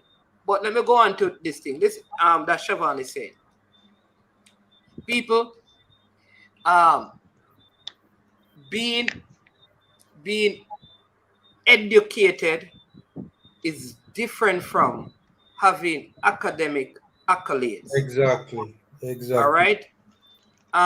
Many persons get educated and intelligent by life experiences, exposure to information, and that. So they may not have academic qualifications, but they are very intelligent in the area of life that they are. So what I don't want us to do is to mix up, because if my son, for example, is making the box cart, like you said, the box truck, which is suggesting that he has some sort of creative ability. All right, creative ability. Here is what I would do. I am not taking him out of school, right? Because it's a learning experience. What I may do is say, listen, instead of doing human and social biology, why not do some physics? Because it will help you in your box design. Why not do art? Right? You may need to learn English and Spanish because you may have to communicate with people in Spain, or you may need to communicate. So you can learn in school things that you can apply to your hairdressing, that you can apply to if you're good at throwing marbles and you want to make a career out of that.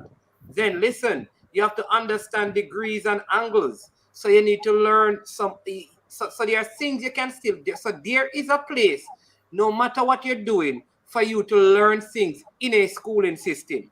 What I agree with is that you should not, you understand, if you're good at, don't be forced into something else. Be confined to some. Yeah, or be confined that you have to become a this and that. But I think that is something that could be looked at in terms of because it used to happen in CC. You remember that? Yeah. There was a time in Clarendon. You know that there was a time when only Clarendon College, Veer, Lennon, Garvey Maceo, and one other team were playing in DaCosta Cup. DaCosta Cup. All the other teams were playing. I think Glenmore there played too.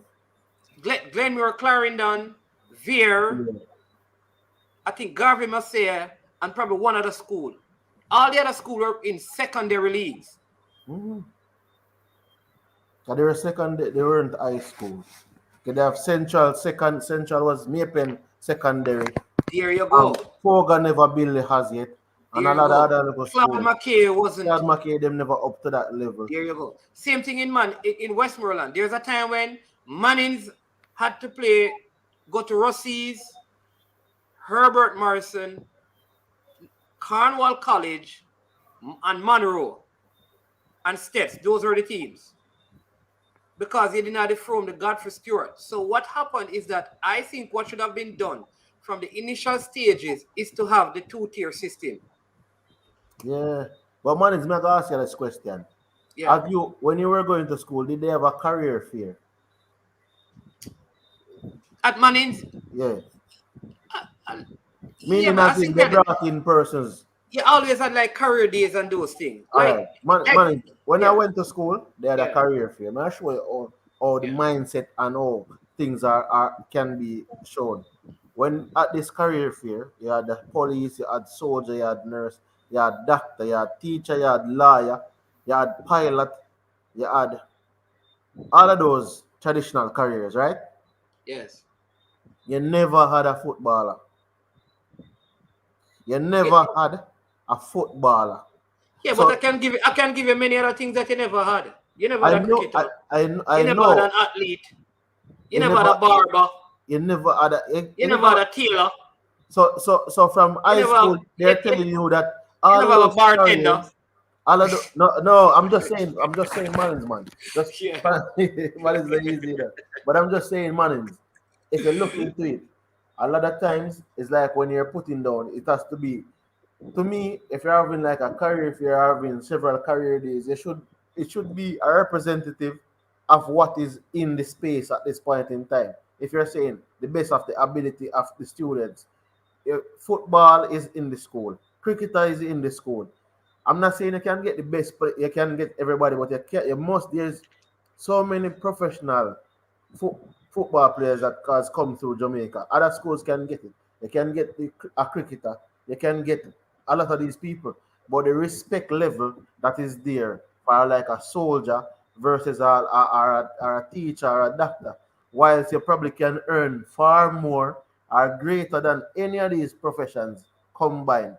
So at the end of the day, I'm just looking at it, management, from a perspective of choice and how you grow the person. Look at it like this. Me, I didn't know about something there, certain things until I left the country and came into town. I never know about the CPAs and the ACCAs and the certain type of qualification. Maybe because of where you're living, man. No, that is what I'm saying. So I'm saying that it is where I was living. Me never exposed to those things. So I'm saying you have kids that are exposed. Location. Exactly. But I'm saying you have kids who are not Yeah. exposed to what football can do for them. They're just exposed to football is the dunce people them and those persons play the sport. And then guess what happened? In the school, True. they tend to shove aside certain persons. They push certain persons in the sport, and then those are the persons them kind of just say, "Oh, I just football." And by the time they end high school now, because you never get no subject, because you probably never really gear towards it, you never get any subject, or you never do well in a football if you go any further, you end up fall out of the system. Yeah. So you don't have any job and you have to try to go back at Eden school, so you weren't geared towards becoming a footballer. Now you're geared towards becoming nothing in academics. You're just geared towards And honestly, nothing. I personally know over 20 odd persons from my high school right now. When I knew finals of them could have played football, the last day of school before CXC start. When I start idle before study break before study break start, but because them never have no education, the school not allow them to play no football. And that's what me say, enough of man them with on JC Manning Cup team couldn't stop them man when them a play ball. So that's yeah. Listen, I'm going to take this last one and then we're going to close out, and then a big thank you to you guys. But let me just say, D Slim, like, I don't know, bro. I need to call you afterward because I think I don't like these things online. I would not ask the legends this question because at this time, several things. I can give you multiple reasons. The players in Jamaica at that time had less opportunities to go outside of Jamaica. The choices were way less then. The opportunities to Europe, the opportunities to even the college systems in America were way less then. That's number one. Number two, there were way less teams in the schoolboy competition at that time. Number three, at that time, probably all of Jamaica's best players were in Jamaica. So you'd find that it would be more competitive. At the high school level, remember, like a Veer, when you listen to the Veer team, remember, one legend told you that the Kingston College team was so good that all the players from Kingston College could have represented Jamaica. They played against the Brazil team. They told you that. And the team was so good that when the Jamaica team was called, I think 9 of them or 8 of them were from Kingston College because there weren't so many schools. So all of those factors are reason why. So I wouldn't ask them why they were doing it. It's a completely different context. You're talking 30, 40 years after. You didn't see Lenny Hyde wasn't going overseas. There wasn't opportunity for the Lenny Hyde and all of these guys and the Alan Skill Cole and the knowledge as well to Mannings. Yeah, and the exposure. And remember, let me give you an example. We're just coming out of a colonial past, out of a system where we were just receiving our independence. And at this time, schooling, remember people tell you, one person told you about going to Cornwall and what that was like at that time. Beasley, man, you know, some of you are bridging, bro. And I know you're very, very smart and highly intelligent. It's a completely different context. Completely different context. And then they develop alone, probably because them did. There was one player before him. That's what I'm saying. It's a different context. And you're probably just giving me trouble, you know. Beasley, you're giving me trouble. You're joking, man. You're not serious enough. Beasley, my troublemaker. Yeah, trouble might give me. If they really be this. But family, listen, thanks for coming on, man. Really, always good having a long time. You need to send the link and tell when we jump on over there. In a long time, come over by the Fabulous Sports. Yeah, man. But tell the people about. But hold on the management. But I have a question. Pertaining to the question that you want to ask you on Formula. Yeah. The 04 World Cup campaign. What is it? Where did we drop out to the qualifiers? Was it the final round? 06 to go to the 06 World Cup you're talking about? Yeah. 06, 98. To go to 06. Wait, talking. Yeah. What? No, the 06 campaign. Where did we fall short in qualifying? Was it the final round or the semi-final round? I don't remember, and I don't know. That was a long time ago. I don't remember, but I think it's only one time. I think this is the second time. I think this is only the second time since '98 that we have been in the final round. Yeah. Oh, no. All right. We have been in the final round, I think, in 2014 or one of those years. But then that means that this is the second time. No, I'm saying to you, 98. No, man, he says since 98. No, but I'm saying, man, couple of years back. I think if it's 2010 or 2014. One of those we came at the bottom at the table in the final round. No, in the final round. Then I say second. This is the second time. No, this is not the second time. It's more. All right. From my understanding of it, correct me if I'm wrong. From my understanding of it, this is the second time since '98 that we have been in the final round of World Cup qualifying. We're not a statement them go wrong. The first time would have, I know that qualifying period that you're talking about that we finished at the foot. We did draw a lot of games in that qualifiers, but we never, I don't think we did win any, if memory serves me right. That was when Whitmore resigned, or I think Whitmore did take over at the end. Take over from Schaefer or somebody, I think. Yeah. No, not Schaefer. It wasn't Schaefer. How that one they did go again? It's either the second or third time. I think it's the second time though. Correct me if I'm wrong in the comment section, guys. All right. Pertaining to the question, I was watching the Uruguay from 2004. It's different from. All right, so I was watching the game this morning, Jamaica versus Uruguay. Hold on, see. I'm trying to say to you, man. Yeah. The round that you qualified to the World Cup, right? Yeah. In 2014, yeah. US, Costa Rica, Honduras qualified. Mexico went to the playoff. Yes. And Jamaica finished last. So that's one time. No, that's the second time. When was the first time? 98 was the first time. All right. So listen what Fabula said to you. Fabula said since 1998, so you can't count 1998 in it, brethren. Oh, you're not counting 1998.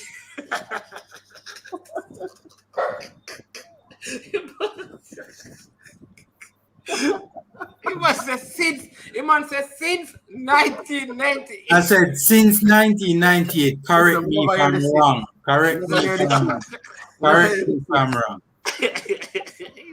me if I'm wrong. That's what I'm saying. Since 98, second time, correct me if I'm wrong. Jesus, what an easier. All right, Shaman, sorry, go ahead. How's it going, Yeah, I was watching the Uruguay game, and based on how we played, I could actually say that was the best game I've actually ever seen Jamaica play. So what I wanted to know was that what happened with that particular campaign before or after that particular game? Is it that the team digressed? We need to correct. Oh, you're talking about Schaefer. We need to correct formula. No, correct me. That's what I said. I did said I was open to correction. 2002. We were in the final round at the final round. Only 3 teams qualified: Costa Rica, Mexico, and US. You never had a playoff spot. Okay. I did say correct me if I'm wrong. Yeah, because that was the World Cup that René Simoes did say, because what happened with Jamaica is that 1998, we weren't supposed to qualify according to Simoes' plan. He was preparing the team for the 2002 World Cup, but we ended up qualifying in 1998, and I think that messed up the thing their plan. But go ahead, Siobhan, because we still don't get a question. You were saying that. Yeah, what I wanted to know, like, because I said I was just 12 at the time, so I never really have much sense them time there. I'm gonna say sense for me, ball sense. So nobody come to me. I never have much ball sense them time there. So I wanted to know, like, what happened during that particular campaign leading up, because I said the Uruguay game, I don't know if you guys actually remember the game, but they can even watch the one first that they played in like 02, 03 or something like that. 04, it was 04 at the National Stadium. Twice we know we play Uruguay now. We play Uruguay at Copa America and we knock some lead against them, you know. It was at the one that was at the National Stadium in 2002 when the one on the load he scored a free kick from way out. Yeah. So you're asking what happened to the team? Like what really happened, because the game you had my favorite left back what Jamaica ever have. It's not Bibi Gardner. It's not Kemar Lawrence. It was Garfield Reid. Garfield Reid has been my favorite left back for Jamaica ever since. We don't know why, but his style of play just remind me of Roberto Carlos. But when I look on the team, you have a Kevin Langley, you have a Richard Langley, you had Andy like when I watch the game, I say, I wish we have a player like a Andy Williams. Honestly, I think that's the best game I have ever seen Jamaica play. But I don't know if you guys vividly remember the game. Yeah, man, I was young, man. I was young, but I need to watch it because I actually have it on my thing to watch it. But you have to I just don't get a chance. Trust me, like the first 30 minutes, Uruguay not have no shot per goal. So what was Uruguay? Was Uruguay's team at the time a good team? Was the team that we played against? Yes, Diego Forlan. Diego Forlan would tell you playing. Listen, Jamaica, that is what you watch still, but you need to watch like some of the 1998 World Cup camp, like the game against the USA. You need to watch Jamaica versus USA in Washington. Mannings. I saw that game as well, man. Mannings. I saw that game as well. I was young. You need to watch Jamaica versus Canada at the office. Mannings, I was young during that time period, you know. So I was alive, but me didn't know what to watch over the game, and the games are. I think the games are on YouTube. 1 and 2. Yeah, that's what they are. No, the thing is that because man, if you can put in the ears, and I think you can watch them. Some of them you can find, you know, but not all of them. And also, made I love to find the World Cup games. Oh, the 1998 World Cup games. Only highlights alone may ever find from Watch Jamaica versus Japan, man. Watch Jamaica versus Japan. You'd have to go JIS for that formula. Watch Jamaica versus. Listen, no, put it in YouTube and see Jamaica versus Japan 1998. No, I think you'd have to contact JIS because they normally have them store them things as record. Or TV, whosoever they are showing. No man. This is a World Cup qualifier. JS can't own it. Rise up, stand on. No, I'm not saying them own it. I'm saying that they have records of the games. No man, so I'm saying that go on YouTube. Jamaica formula, check Jamaica versus Japan 1998. Yeah, man, it's on YouTube. You will find it. I'm telling you, it's on YouTube. It's on YouTube, man. No man, so my thing is that but not all of them, just 1 and 2 of them. The Croatia game, you know, with a one. Yeah. But no one. Listen, you need to watch the game when before Ricardo Gardner came in the side and Gregory Messam and Fabian Davis, we used to play some good ball still, you know. Yeah, man. But Pete, listen, Fabio, we never been so long now, but tell the people about your channel, man, so them can, you know. I don't think Shavan did done talk it though. Yeah, man, Shavan. As somebody else say, it goes back to the question the persons always say that this current team that we have, one person I just wanted is that the person saying that the best players that we have individually, or is this the best team that we have on paper? This gonna have to be for your next discussion, man. If we start that right now, we now. Would have got done. As I said, I wanted to link Formula privately, you and Formula privately. It wasn't on the live, but just that I came on his side, you guys, because I never wanted this to be a live. I just wanted to really discuss football itself, to see like, because I was actually amused. I was amazed based on how we played. To see Anandilo literally dominate South American, top quality South American players. I was actually surprised. Man, them they good, man. So that's just that was just it. That's the only thing I wanted to ask. You need to watch a World Cup game with Jamaica versus Costa Rica when we played for the third place spot in the World Cup. That was after we won the Shell Cup versus Trinidad when Hector Wright and them Twinnibug and them man the day and them pick some good Jamaican games up there. The management that's a weird on one part. You do watch all those games. But listen, man, Formula. People, listen, check out the Formula Sports, right? I mean, when next you go live, Formula? I'm not so sure right now, to be honest with you, but just check out the channel in general, man. We drop content on a regular basis. As a matter of fact, just a couple of hours ago, we drop a video, so. Yeah, man. Right, drop the Ballon d'Or video. No, man. Star General. Yeah, man. And then we have Eddie Guna from Sports Down the Middle. Big up yourself, so jump over and check him out. You understand me? People, listen, we have to learn. Listen, brother, society have to learn. This is, you know how many youths could be earning. You know, Jamaica is a fun, and I just use this. I like to always close my video with something to encourage people. I want to encourage this, right? I look at, you know, places in the world where people can do all kind of pranks. And build platforms, you know, YouTube platforms by doing pranks. And I said to myself, you know that our society is not even conducive to some of these things. Because if you do some of these pranks, you probably end up dying.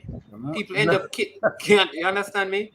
And not only that, the bong said, not only that, if you get paid for do that, Yeah. Man. That's silent, man.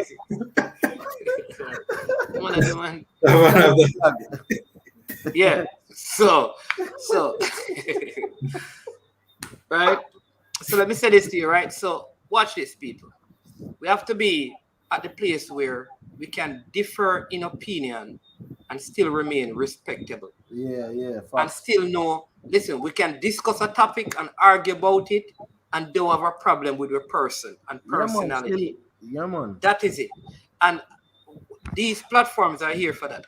I was saying to some people today that, listen, you know what, these platform people call me all the while, you know, and say, man this, and them fact check stuff and say, you know, you say this. And I'm saying that, listen, I am glad for that.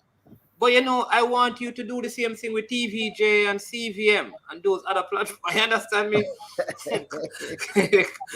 Yeah, because that's how we challenge. Because you're challenging me and you're challenging the other vloggers to be accurate in everything. And so that is how we bring change, by challenging stuff but still respecting people. It is unhealthy for us to have a disagreement and you're going to get to the place where you feel like, oh, I'm not going to deal with this person, I'm not deal with that person. No, it is a conversation. Separate the discussion from the person. Just have civil conversation. Seek to understand before being understood. Because the truth is, people don't care how much you know until they know how much you care. And that's just the truth of life. I want to encourage you with that. Seek to understand before being understood. All of us, listen, all of us can be right. And all of us can be wrong. And all of us can be right at the same time. And all of us can be wrong at the same time. 100 of us can see the same accident. One man say the car run off the road. One man say the tire flew off. One man said the steering wheel went over. One man said there was a big stone out there. And everyone is right. But they just saw it from a different perspective. And it is just the same accident. Let us keep that in mind. Mannings, as I said, this platform to me, remember in the Mannings, you probably know me from when we're calling on the radio and everything. But the platform has allowed us to, like, we can come on with express our views, and everybody, each one teach one, and you learn every day, understand? See, then I'm just show formula, say more than one time after 90 years. No, but on a serious note though, like a lot of times, like I would think that I know the world about this football, yeah, because I consume a lot of the sport and this, but then I come on and say something where I never really would have think about or even have it in my thoughts. Formula say something, coach say something, or any, say end up now at a place where what you knew or what you thought you knew, you build on that. Because with new knowledge, you understand how new knowledge goes. So, as I said, rightfully said, management, if we were fact checking a lot of these medias, traditional medias, then a lot of the blunders they make some of the time. You ever see some reports in the newspaper? Something not even spelled right, some grammatically incorrect and all these things, but how many persons are writing in? I'm not sure if they are to say that this is not grammatically correct, or this don't sound right, or even when they were even when it came out, read the news about the coach, and then certain things were retracted, and then it was backtracked, and the YouTubers to say, oh, the YouTubers alone, it seemed like was saying this. So as I said, man, we as a society, and a lot of persons, if calling out someone is not necessarily saying that we can't really look a bit after this. For example, if we know formula we talk, we probably can disagree, but that doesn't mean say we couldn't have a drink or so. You understand what I said? Exactly. It should not be that case, because guess what, man? You support Arsenal, me support Chelsea, and other person support other clubs. And we banter each other all the time. But that's just how it is. At the end of the day, we are respectful human beings, or we can understand, say, oh, that's the person's view, but there's nothing personal about it. Exactly, sir. Isn't it? There's nothing personal about it. That's why I always try to say things that if it is critical about your game and how it's playing and those kind of things, I don't really want to get into no personal thing, because when sometimes person get into how the player was thinking and what he was, I don't want to get into the psychology part of it. You understand? Want to get into what I saw. People, hold on the CC. People, CC getting Bible on me. The Bible says, finally, brethren, and then you see 4 more chapters. All right.